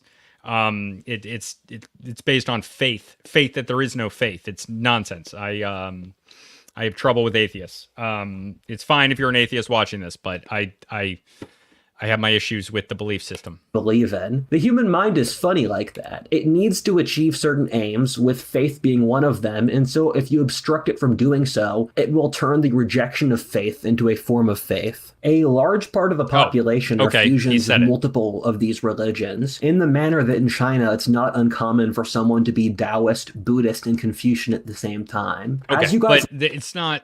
See, the thing is, the one issue I have with that is that when he's saying it's not uncommon to be Taoist, Buddhist, and Confucianist at the same time, it's not an identity in a lot of these places. You don't identify as a Taoist or a Confucianist. I mean, maybe they do, but you don't have to. It's just these are different belief systems that you integrate in different contexts. Maybe one's favored over the other, but they're not. It's not like you have these multiple identities that have. Even if you don't call them a religion, I mean, they have religious elements to them. Listen to this video, keep that in mind, and I think this principle will be even more true for the audience of this channel. I'm not going to say which of these I belong to, but it is a fusion, and I'm curious to see for the audience what they guess I am. Finally, for each of these, I will be giving a rough estimate of how much of America's population they make up. To be clear, I am making these numbers up, since these are religious categories I've invented. That being said, I did put a decent amount of analysis into figuring this out, and I have a sneaking suspicion that if you develop the test to measure this, that the results would be generally accurate for 3 out of 4 of these religions, and I'd be really wrong on the 4th. That's what I generally found from my ability to guess statistical patterns like this. I will start explaining these now from how popular they are, or from smallest to largest. Number 1, Darwinists at 10% of the population. This is a philosophy which in my opinion should be vastly larger. That's since Darwinism at this point is an almost universally agreed upon principle that we use in science. I'm always shocked how little people use Darwinism as a lens of human analysis. That being said, there's an obvious reason why this is the case, in that Darwinism effectively became a heretical religion due to a certain Austrian painter, and for the last 80 years, anyone who propounded a... He's talking about eugenics, isn't he? All right. Worldview, even adjacent to it, was mass persecuted by the entire world. If you look back upon the time since Charles Darwin and see how little our worldview has incorporated Darwinism, it would come across as completely insane. Our entire society is a direct rejection of Darwinism. Even if you say something as completely innocuous or obvious, like that Europe conquered the world since some part of its society was superior to the rest of the planet, you could have your entire life ruined. Our current social sciences or theory of the world literally doesn't have any philosophic structure for superiority or competence. If you succeed, it's since you must be oppressive, not since you're better in any way. Okay, but that's okay. So he's probably going to get into like egalitarianism or something like it as one of these religions. But yeah, I guess he's saying that meritocracy is dead, and I think I somewhat get it. Yeah, you called it, Pablo. That being said, we all know that's ridiculous. We all know that some people are better at some things than others. And the thing is that I think this is all intentional, in that the left realized that Darwinism created an intractable ideological issue which would destroy their entire ideology. Thus, the left made Darwinism completely taboo to discuss on any single level, causing the academy to even the slightest hinting of it, since I think they realized on a subconscious level that they didn't have an answer to it. The Darwinists are the evil group our society is allied against, thus being the social outsiders. This is both the greatest strength and the greatest weakness of the Darwinists. Partly, it keeps them from growing or attaining elite power, except until some point in the future, but also at the same point, since the ruling class is failing so hard as society is collapsing, the Darwinists' hands are completely clean of the previous social failures. Darwinism hasn't been tested enough recently for it to be obvious to the next generation of young people what its failings are, thus it can appear fresh or new. Darwinism is currently in a place of flexibility in which it hasn't coalesced into being a complete new ideology. The biggest reason people enter the Darwinistic worldview is since, for as long as anyone can remember, the regime has used the Nazis as the bogeyman to avoid and unify. He's the bogeyman. It's boogeyman. Okay. Society against. The problem implicit in that is that as the regime has treated its own subjects worse and worse, it removes any incentive for thinking, why not be a Nazi? Darwinism is the against. The problem implicit in that is that as the regime has treated its own subjects worse and worse, it removes any incentive for thinking, why not be a Nazi? Darwinism is the small. I don't understand how those ideas are connected. I don't get that. Am I missing something? The problem implicit in that is that as the regime has treated its own subjects worse and worse, it removes any incentive for thinking, why not be a Nazi? Darwinism is the smallest of these What I don't understand how, like, the regime not treating you well is then why not become a Nazi? That's like a huge jump in logic, right? Am I crazy? I don't understand.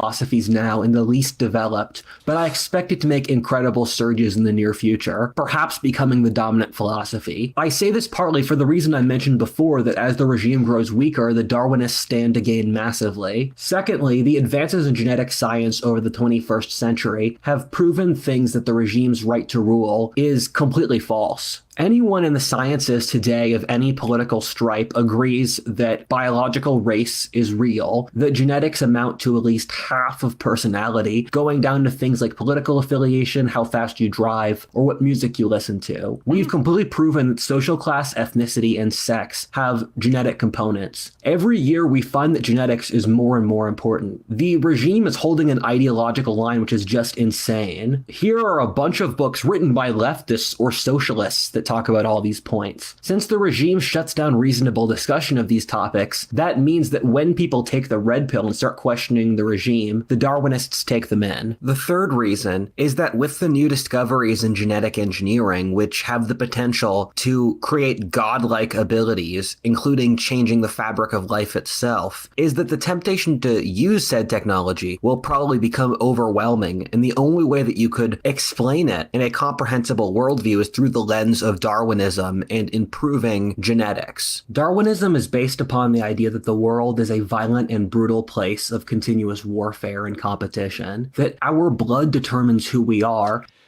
Yeah, Pavle, this is a good point. The Spanish Civil War is more relevant to modern America than 1930s Germany. I don't get this train of thinking from him. I agree with you. The Spanish Civil War is something that is really ignored in mainstream American consciousness.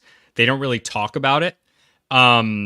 So it's like, but there are a lot more, it's more reason. I can't even like get into it. I'd have to like talk about the Spanish Civil War. I'm not even that like informed on it. So I don't know. Oh, yeah, even in European consciousness, I think you're right about that as well. I'm only speaking from an American perspective because I'm American. As in, the regime calls me a Austrian painter enjoyer. The regime hates me, and why not embrace it? I get that, but also like it's going to be a new ideology that would come out of that. It's not. It might have like. It's a new context. It's like, I don't believe that these older ideas are going to come back in any sort of their relative or their original form. If those ideologies like communism, fascism, Nazism, if they come back, it's going to be through heavy inspiration, not through like the literal thing. Like even if you compare like the first KKK to the second KKK, it's like they're both called the KKK, but the first KKK, the Ku Klux Klan, is like it's an organization of resistance against federal rule over the South while Reconstruction happened, whereas the second KKK is a like nativist organization that's broadly American in the 1920s that's completely detached from any sort of like Southern regional resistance. And it's that type of thing. It's like maybe forms of that ideology will come back, but not in the same way that they were. And that human nature is ingrained. And I mean, you see that today because, right, there's like, you can't even talk about this anymore. It used to be a thing that everyone talked about, but in Ukraine, there's all these Nazis, right? They're in Ukraine. Like with the Azov battalion, I don't know. I don't want to piss any FAFO people off, but like that was a thing that was openly talked about for a long time. But they're Slavs. Like that's crazy. Like the Third Reich Germans would have, I mean, at best, they would have made them second-class citizens. So it doesn't make any sense. But also, like, they're just taking inspiration from that ideology. They're not adopting it in its original form. It always has new things added to it while being based in those older forms. Not malleable. I think the most advanced Darwinistic thinker today is Kurt Doolittle, who has pushed the philosophic principles of Darwinism to their logical conclusion. Bronze Age Pervert is another advanced Darwinist thinker who has taken more so from the Nietzschean classical bent on this topic. The new right is currently stuck between Darwinist and Christians fighting each other, often covertly under the surface, and it's completely unclear which of them the movement will eventually go after. Something a lot of you might not realize is that the red pill is the biggest gateway to Darwinism. Entire generations of young men realized what they were told about women while they grew up was a complete lie, mostly from their own personal experiences. Then they started learning about female nature, which inevitably leads to studies in genetics or human nature in general. Of the four religions, Darwinism appeals to young men or the fighters of society the best. Without a religion balancing it out, Darwinism naturally worships vitality. Vitality is a sort of vague principle that glory or great action is the meaning of life. I love that he's getting in. Nietzsche, he's getting into the dissident right stuff right now, which I'm like, you know, I'm like a lot of my friends are like dissident right guys. I myself don't like. It's such a broad term, but like a lot.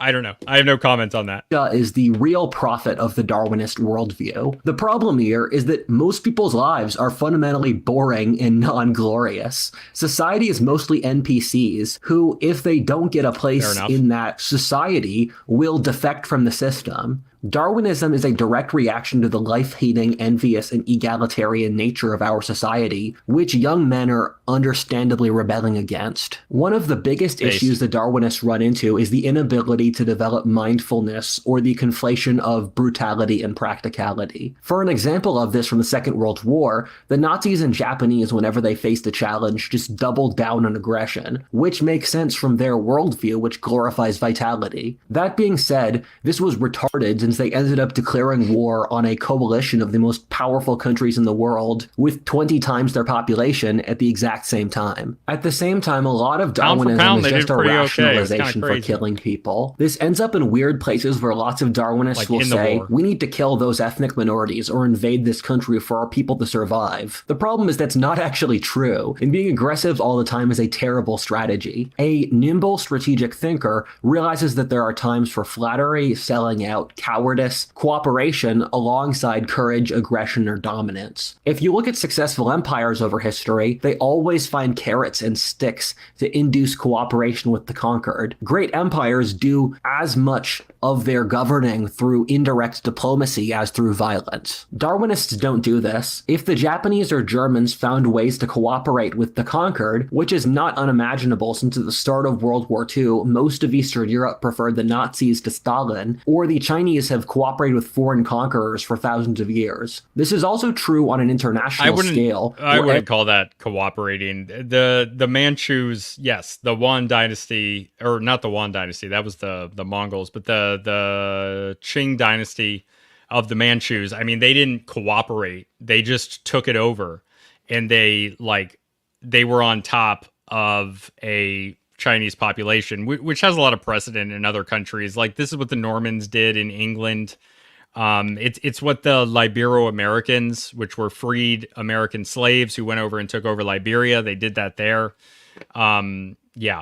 Everyone else teamed up against fascism because it was so overtly aggressive that people realized they couldn't trust it. If the Darwinists lose this time, it will be for the very same reason. That being said, we live in what's probably the least wise age of history. People only see the outward trappings of ideas, not what they actually mean. This is how the left, a suicidal nihilistic death cult, was able to take over all of society because we only saw their front of being kind and caring, not the reality of what they were even publicly, literally saying. I've seen the Darwinists do a good job of putting up a new front of not being Nazis. As a figure on the right, I know a lot of these people, and normies don't believe me when I say that there are legit Nazis on the right, but there are. The irony is that this is 100% the left's fault for pushing people to this. I see a lot of people on the right who have a worldview which is literally 95% similar to Nazism, but since they gave it a new name, people don't notice. I think that this movement will see the rise of a...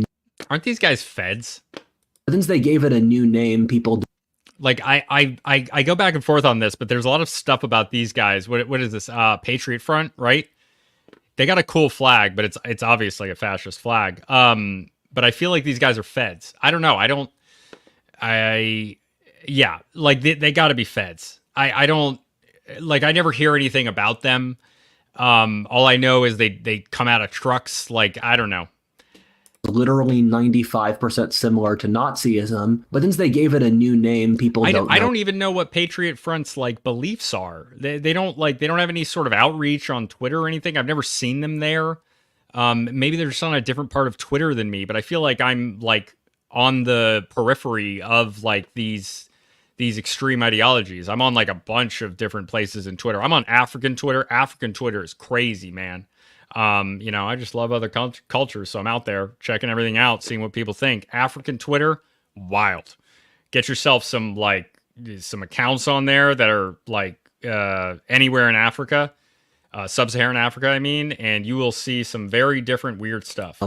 I think that this movement will see the rise of a new leader in the next few years. I don't think anyone understands how big a sentiment... These guys were feds, the Proud Boys. I mean, not all of them, I assume, but like the head of it, the Afro-Latino guy, he was a fed. And then the other guy was a fed. There is here, and it just needs said leader. I frankly don't think any of the figures so far have this capability, and that people like Nick Fuentes or Bronze Age Pervert have designed their brands to be memes, not serious people. That being said, it only takes one Hitler, but once he shows up, everything changes. It's not an uncommon sentiment on the right to believe that we should construct a racial caste system based off race and IQ. Even if it's not that big a platform, expect it to grow exponentially every single year. Before leftists get all self-righteous, keep in mind your people have unironically turned society into a racial caste system, and your moderates haven't called them out. The left has no clue at the demon they made, similarly to how the Nazis formed as a reaction to the insanity of Weimar leftists. The Darwinists will make tough and brave fighters too. The greatest issue... This is why you can't organize in any way, because you'll get like 6 feds joining the group. Not that I've tried. I've just heard from people that are into this type of thing. And like the feds just join and then they like push violence or something, and then some idiots stay, and then the rest of them are screwed. The Darwinists face is nihilism. A principle I've developed is that if you believe in God or the soul, you're not a nihilist. And if you don't, you are. This is since the soul disposes a sense of inherent meaning independent from the material. The Darwinists generally LARP as Christians, but they actually are the least Christian of any of these factions, in that literally, if you tell them about Christ's teachings and compare their philosophy to it, they will mock them while they pretend to be Christians as a coat, much like the Nazis. The Darwinists are obsessed with aesthetics, in a reaction to the ugly monotony of our culture. That being said, they use glory as a way to get around a meaningful universe. I prefer that to most other ways people cope with the death of God, but it does inevitably result in pushing unhuman cruelties and authoritarianism. That being said, if you push them on if they believe any values, you won't really get an answer. Everything in their worldview is a rationalization for pushing their self-interest, which is... I am losing this. Not gonna lie, when you go hard enough non-Christian right, you literally just end up indistinguishable from homosexuality.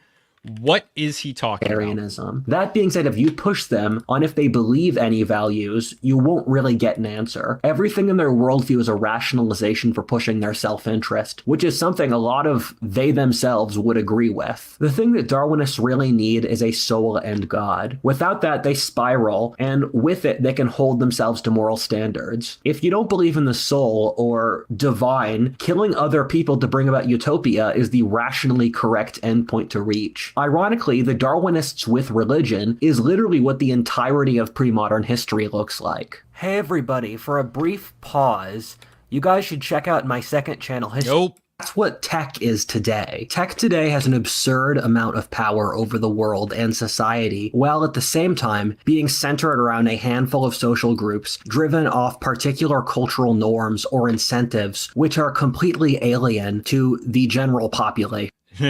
Dude, he looks so crazy. Gosh, that is the weirdest. I feel like with these two, he picked the least human-looking pictures of them he could find.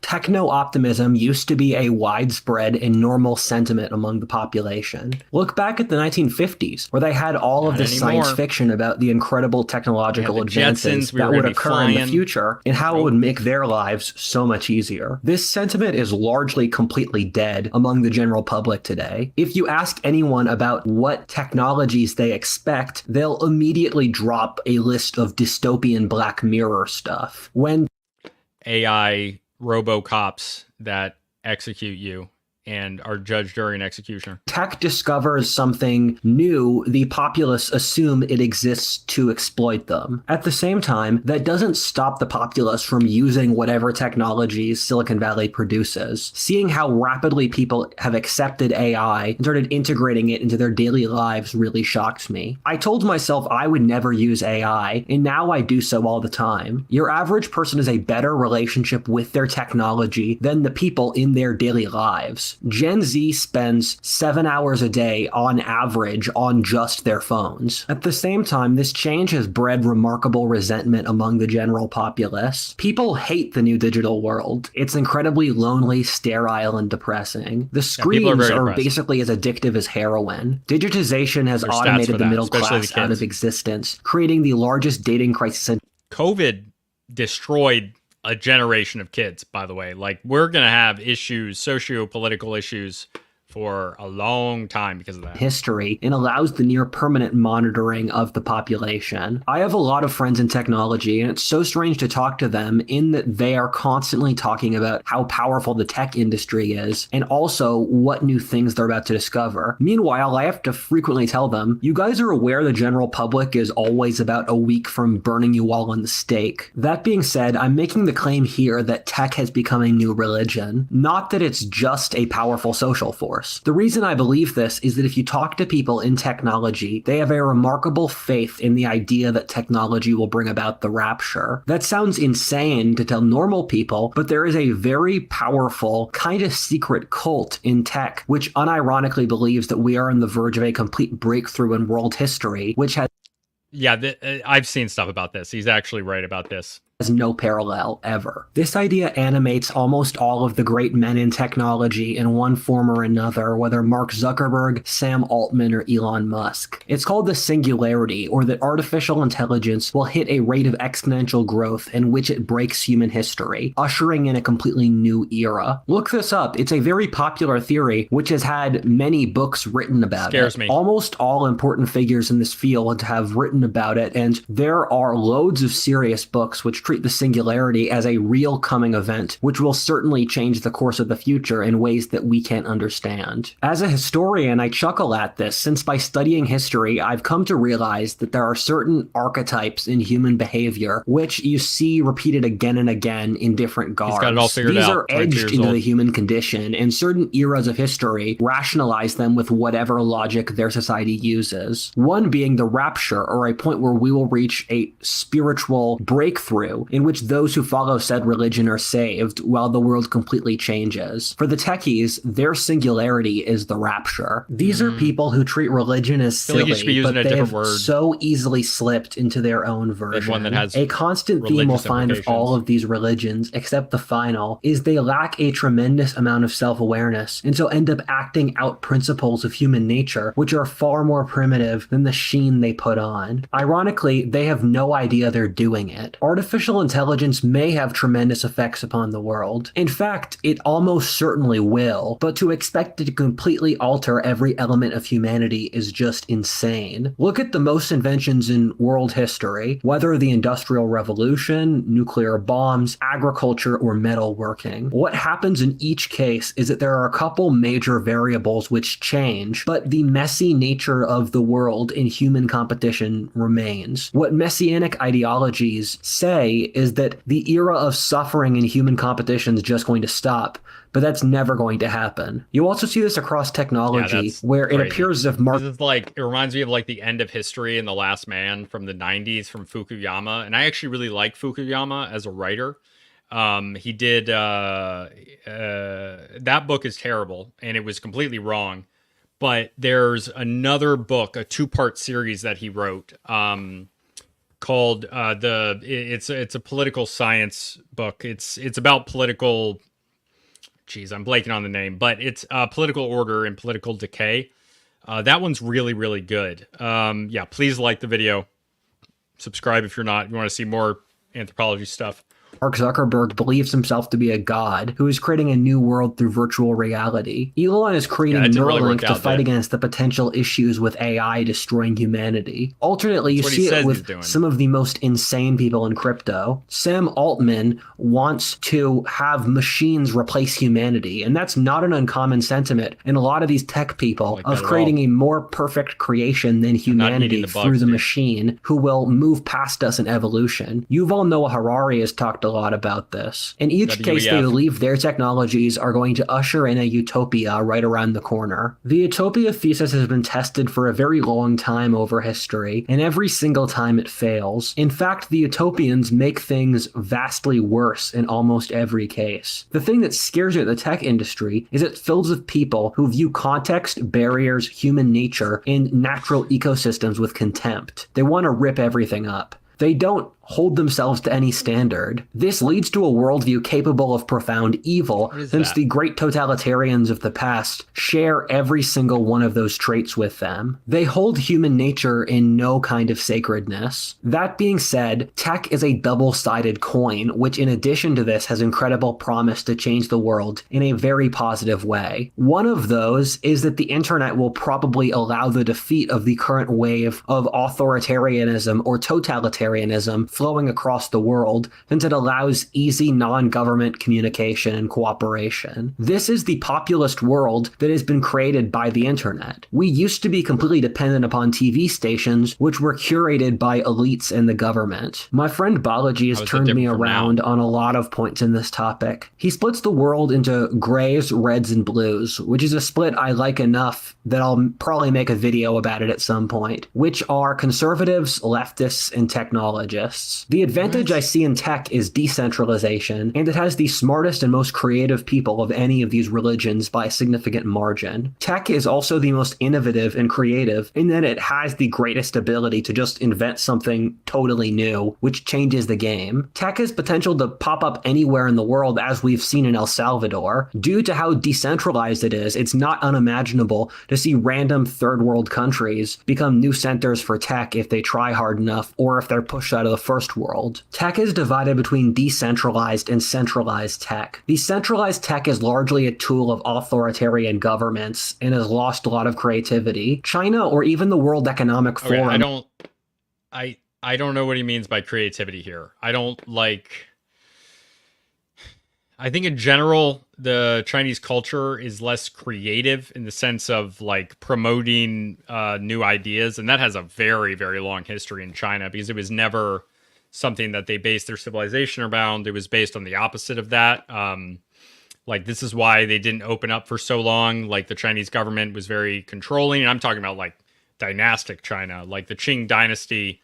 I covered this in the beginning of a live stream I did the other day, where I read a letter that the Chinese it's not Jinping, but it's something like that. But that emperor sent that to George III, and that was like to King George the second, King George II, about how they didn't want any products, any trade with Britain. They wanted to keep it closed off, and that worked for a long time until the British were too powerful, and they kind of had to. Are great examples of that, in that the WEF is a fusion between machine worship and leftism. We're currently in a race between tech as a force for freedom or servitude. I really do worry about AI being a tool of state surveillance as a great example. The biggest weakness in tech is its complete disconnection from reality and human nature. When I talk to people in tech, it always shocks me to see how split off they are from the public sentiment, often to an incredibly embarrassing degree. Their arrogance makes them hated and increases the chances they just get slaughtered by the general populace. The reason capitalism was so rare in history, only really flowering in Western Europe, is that it's too easy for government to just... It was a new idea that was based on new technology. Like, what do you mean rare? It's a specific thing that came out. The Qing administration once hired a British officer to help train their troops. His letter describing the borderline medieval state of their forces was insane. What year was that in? That's interesting. I know they did a little bit of that. I didn't realize they were doing that before the time of the Chinese First Republic. Ally with the mob to steal money from the capitalists. This has happened dozens of times in history. Yeah, so actually, Pablo, I'm gonna talk more about that, because the banner armies were which is what the Qing dynasty had. They were very directly medieval, and they like wouldn't even show up. At this point, like we're talking like 19th century, China was so disconnected because the central government lost all of its power, and then these warlords took power, and they had no authority to actually get their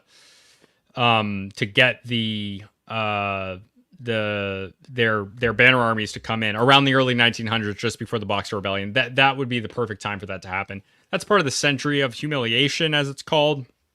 This is like around like 1850 to like 1950. Or like, I guess 1940, around then, like 1945, really.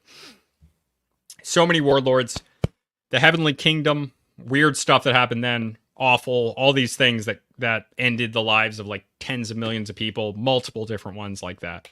Also, the god that tech pushes is fundamentally false. Firstly, I very rarely see people in tech push for things that the general populace wants. Almost everything big tech creates is to push their power. Secondly, the tech ideas they have just won't make the world a utopia. It will probably make things a lot worse. The singularity will never happen, and if it does, it will probably be pushing some cynical agenda. Their idea is that you can just engineer your way out of human nature, which is wrong. Also, tech has become rapidly a lot less creative, where they put up this facade of creativity, and they're still probably the most creative of any of these religions, but their amount of creativity has collapsed precipitously in the last decade, as has their ability to think independently, where San Francisco is now one of the least free-thinking places in America. Tech will do its best if it stays in a small scale based off actually inventing stuff. The raw creative ability of this group is remarkable if tapped. That being said, they again need to have a soul, or an idea that they serve some broader human agenda, rather than rationalize an inchoate drive for power. Tech is one of the few places that actually makes new stuff in our society, which is largely boring and uncreative and sterile. If we lose tech, we're probably slated for another dark age. Number 3, Marxists at a quarter of the population. This story is so unbelievably bizarre that I think our descendants will struggle to believe that it was ever real. Communism Communism was the ideology which killed the most people in human history by a truly vast margin. It was tried in every single continent, climate, and civilization. It killed more people than every other religion and ideology in history combined. Then after that, they changed their name and were able to quietly take over the institutions of the entirety of Western civilization. The West didn't even really put up a fight, sacrificing its economy, culture, romance, religion, foreign policy, or literally anything else you could possibly imagine without even realizing it was happening. This degree of idiocy should not be physically possible. However, that didn't...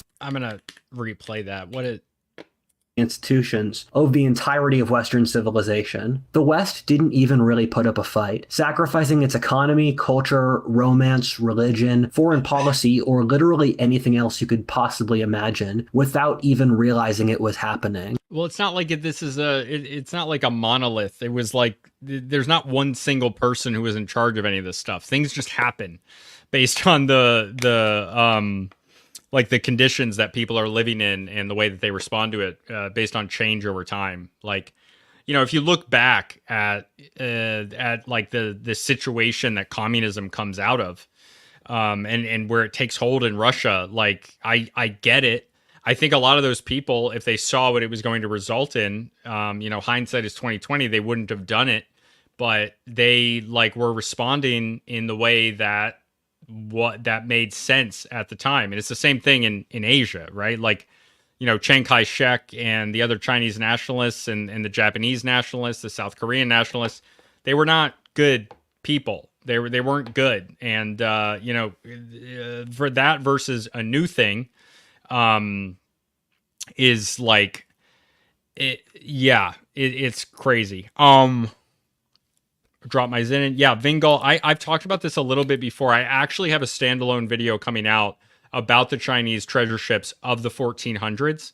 They went exploring with ships, and they stopped. They actually burned some of the ships. They left a lot of them just to rot, and they just went insular. And that was for the same reason I was talking about earlier, which is that they didn't want these new technologies, this new trade, to disrupt their culture, and they stayed like that as long as they could, up until external factors, being the British, and like other European powers coming in, starting in the late 1700s. This is what we talked about with George Macartney, the British emissary that came in the 1793.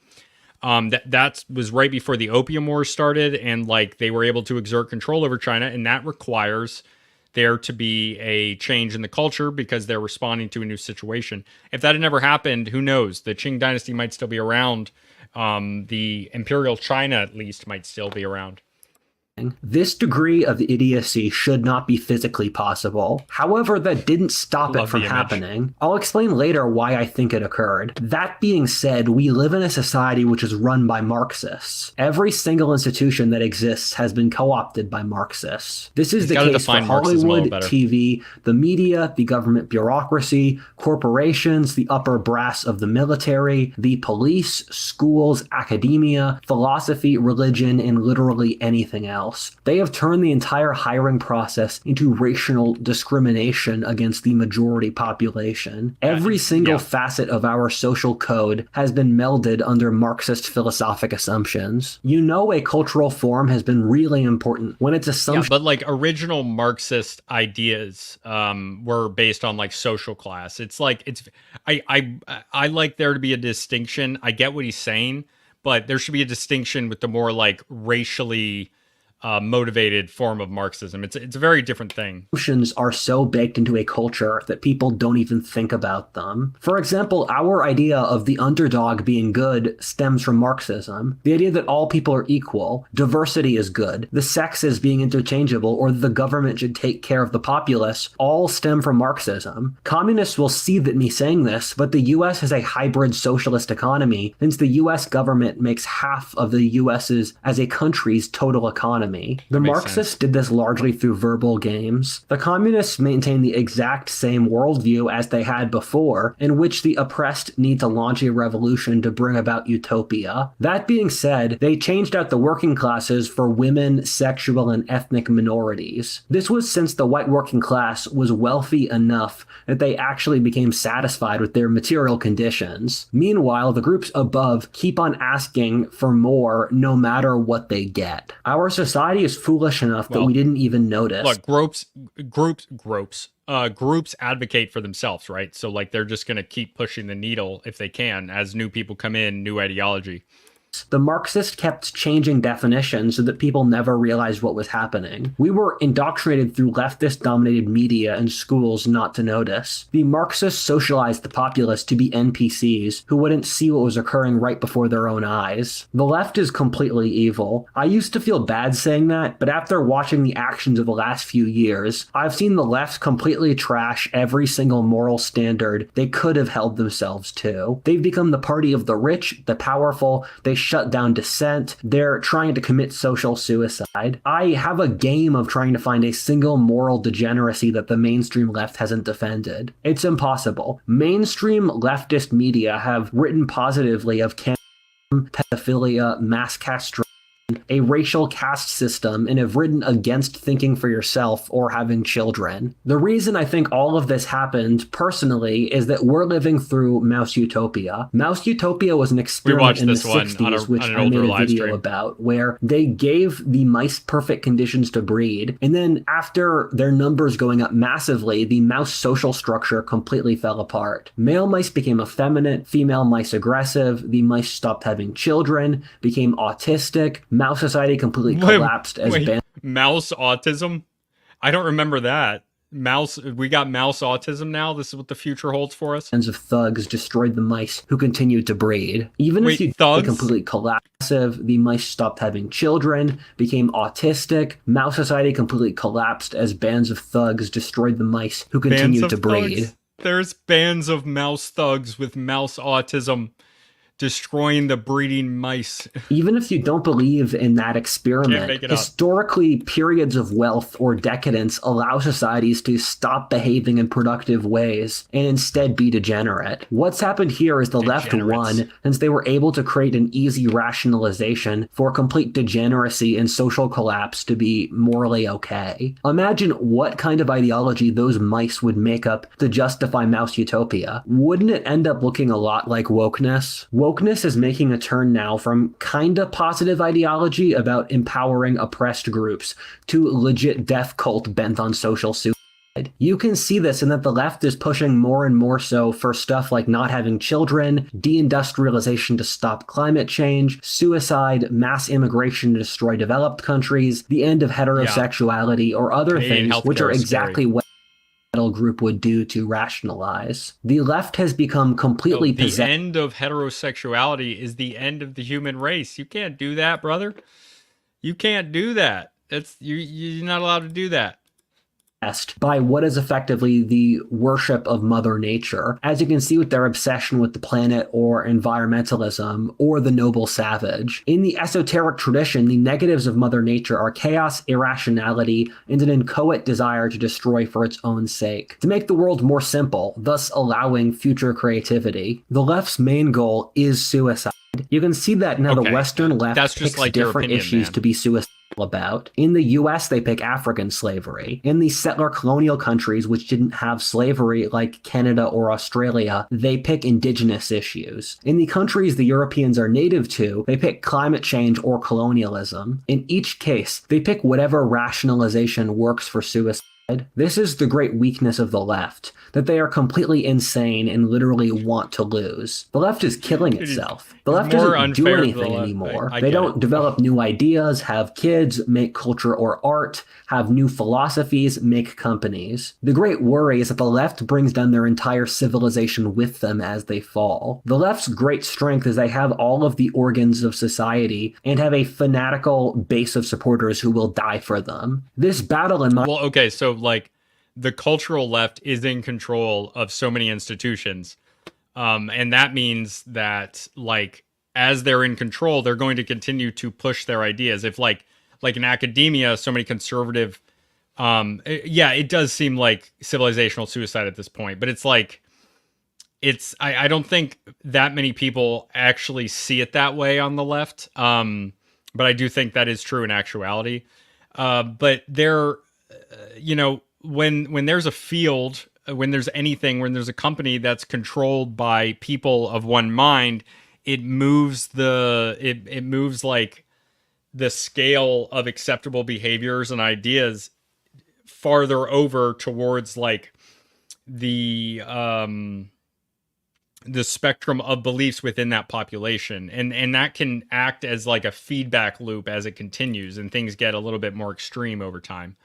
And I think that's my perception. My opinion will rupture into legitimate wars in the Western world over the next few years between the right and the left. Number 4, Christians at half of the population. Now for the religion, which is by far the largest. Although it may not appear like this, Christians are still demographically dominant in America, forming between 2/3 and 3/4 of the population. I put the real number at 50%, since I think lots of people who say they're Christian in their hearts really have another ideology which is actually more important for their thought process. I don't think it's 50%. Think of woke churches, for example, or people on the dissident right who are really Darwinists but mask it in Christianity. That being said, over 90% of Americans still believe in God, and similar to slightly lower numbers, pray or are spiritual. This is different from Europe, which is largely turned completely agnostic. Funnily enough, the average American agnostic is more religious in belief in God or prayer than the average European religious person. What this means is that there is a very significant amount of people who are adjacent to Christianity who could be scooped up by a new reformation if it were to occur. Christianity is in a strong, if very precarious position. It's by far the oldest and best tested of these religions, the only one that you can seriously call a religion. It's also the most balanced and intellectually developed. The other ideologies, largely since they lack belief in a soul, lack self-awareness, which creates huge intractable flaws which eat them alive. For Darwinism, it's their absurd aggression. For communism, it's that their worldview doesn't make sense, they're trying to kill themselves. And for machine worship, is that their technologies can't deliver what they promise. That being said, Christianity has propelled multiple civilizations for thousands of years sustainably. With all that being said, Christianity is a large empire built on weak foundations. It's been declining around the world for centuries, and even more so in the last few decades. Just since the year 2000 until the present, almost all countries in West Europe went from overwhelmingly Christian to something around only a quarter of their population. In America, it went from 90% to 2/3. The church is currently bleeding followers. If things don't change,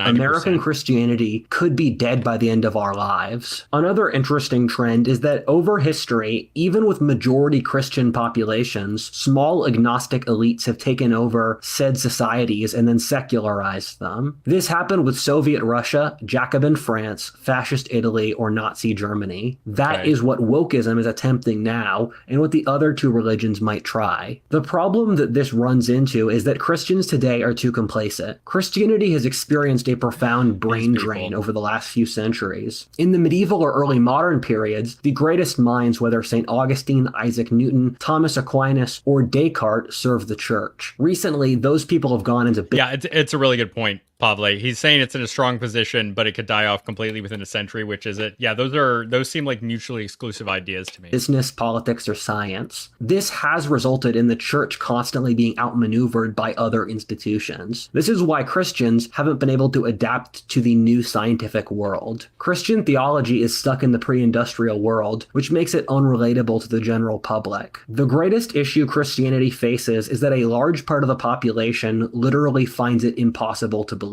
in. The intellectual view of the world modernity has...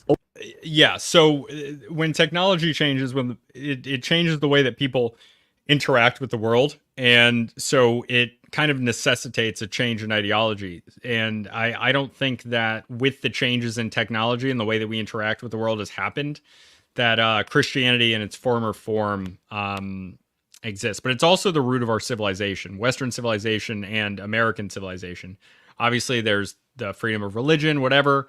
But like even the founding fathers, I've been sharing those quotes. I wrote a thread on Twitter of that, and the founding fathers, they said this specifically, many of them, like the major ones as well, they said that it was the root of, and a lot of them, to varying degrees, were saying that we need to be Christian for the country to work, or it just doesn't work. Openly doesn't believe in any non-material things like God or spirits. Most people take this completely for granted. Until that variable changes, the world's religions will continue to decline. With all this said, changing the public's view on this, making them believe in a spiritual ideal dimension, would be one of the most important intellectual breakthroughs in history. I personally, and I know I'm biased on this topic due to my research in this area, think there will be an intellectual breakthrough towards belief in the spirit world that will take place this century. That being said, I think even if the evidence was irrefutable, most people would reject it for a very long time. Getting it to become a new consensus would take centuries. The fundamental foundations of most people's worldview are so mechanistic on a really deep level. Christianity will keep losing in a mechanistic worldview against the other three. The people who tend to be left in Christianity after all of this are the soft-hearted and those who love tradition. These kinds aren't the sort of people who usher in great advances or fight other ideologies. This has been self-reinforcing as the church becomes more of a white bread place for nice guys. The church runs into issues in which, since it tells its followers to follow their moral code, even when it results in them losing, Christians get constantly outmaneuvered. Christians today are completely incapable of realpolitik, cynicism, and power politics. You often see Christians come across as overly sincere and cringe when they try to get involved in these fields, or they come across as completely out of touch with reality. Christians often end up projecting their own attitudes upon their enemies, thus making their enemies' cynicism and power hungriness completely unrecognizable. Christianity today is pretty cucked, with the church being feminized. The amount of young men attending church has halved since the start of the 21st century, since it's just not masculine enough. That being said, there has been a push to make Christianity more masculine, as we've seen with the Jesus lifting culture, guns and God culture, or figures like Jordan Peterson. Christianity, ironically, is the opposite issues of all the groups above, in that they err by being too cynical without a concept of the soul to give them internal direction. For Christians, is that they're too motivated by an internal sense of righteousness. If you look at the worst Christian fundamentalist states over history, whether Puritan New England, Franco's Spain,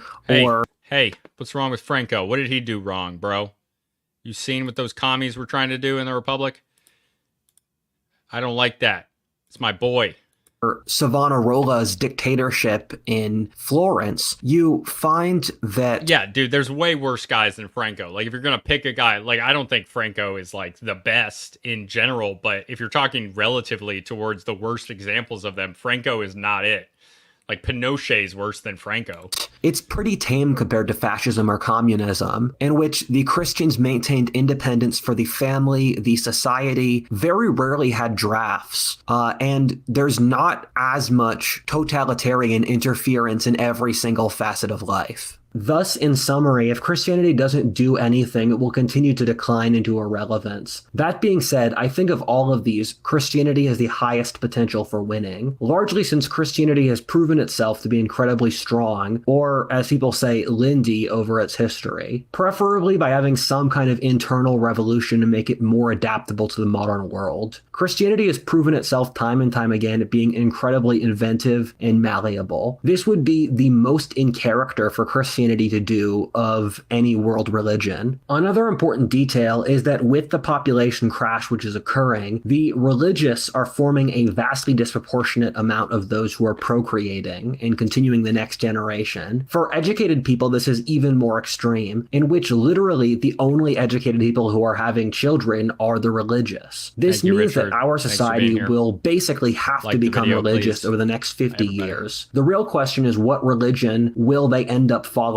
Eras of harshness like ours tend to push religion, since people need meaning in a difficult world that makes no sense. Of these four, Christianity has the best track record of giving people mental models which actually help them live with their their lives. All of the other three effectively outsource behavior to the state or elites. It's their job to build a utopia so you can be happy, not that you have to change your life to live a happy life as an individual. With all that said, I'm still putting the highest bet on Christianity, but I don't want Christians to get complacent. Keep in mind your religion is still collapsing at record historic rates in your home countries. Most people can't bring themselves to believe in traditional religions, even if they wanted to. If the natural order suggests we will become religious over the next few centuries, it's totally possible that completely new variations emerge, maybe descendant from the other three ideologies. The world is a crazy place and is never going to be what you think. In my opinion, the most likely victor is in fact some combination of these ideologies. Darwinism and Christianity is an easy shot. We've already seen machine worship and Marxism combine in the ruling ideology of our society. Except for Marxism and Christianity, which can't combine due to both having belief structures which openly exclude the other, I find the combination of Darwinism and Marxism hard to believe, given once you believe in Darwinism, leftism makes no sense. That being said, the left has proven they don't care about logical inconsistencies in their worldview. I mean, my short answer for who will win this religious war is probably no one. Anyone who fills this void will have to adapt into something new. By the process of winning, these ideologies would evolve into something completely different. Imagine a world where Christianity really became a new state religion, where spiritual technology or exorcism are back. That's what a Christian victory as a total new worldview would have to look like. That's completely unrecognizable to Presbyterian churches today. Just imagine if you showed up and told Marx about what his ideology evolved into today, being this corporate, enabling for losers, very wealthy ruling class. Keep in mind, we are players in this game. The result is still up to us. Are you ready to play? Are you ready to play? Okay. So I'm actually not feeling that good, guys. So I think I'm going to stop it here. Thank you so much for joining me. I'm going to do another one of these soon. I meant to be on for a longer time. Abject heretics. Yeah, Presbyterians don't bother me as much as like Methodists do. And then there's freaking like, what are they called? Unitarians, which are like not even Christians, but they're like rooted in Christianity. Please like the video. I appreciate it. Subscribe if you're not. Check out the other stuff. Check out the standalone videos on Flint. We got more stuff coming up. Probably not going to stream tomorrow, but I'm streaming way more often. Yeah, Unitarians are super cringe. I call some of my own family members who are Unitarians apostates because they are. So, yeah, thanks for coming, guys. I appreciate it. Yeah, hit the like button, subscribe, check out some of the other videos if you still want to watch more. And yeah, if you can't watch Rudyard's stuff on your own, then yeah, I'll do these sometimes. I'm going to do other stuff. And thank you, Musically Assured Destruction, for the donation. I appreciate it. Any last questions before I hop out? Anybody got anything? I want to say I probably shouldn't put that in. I'm not feeling good. I go to bed. No. Join the Discord if you're not in there.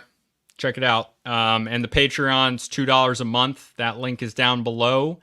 And you get the episodes early. Oh, Dildo Baggins. I'm sorry, man. We're just ending right here. We're hopping off at the moment. I was gonna go longer, but I'm gonna stop it here.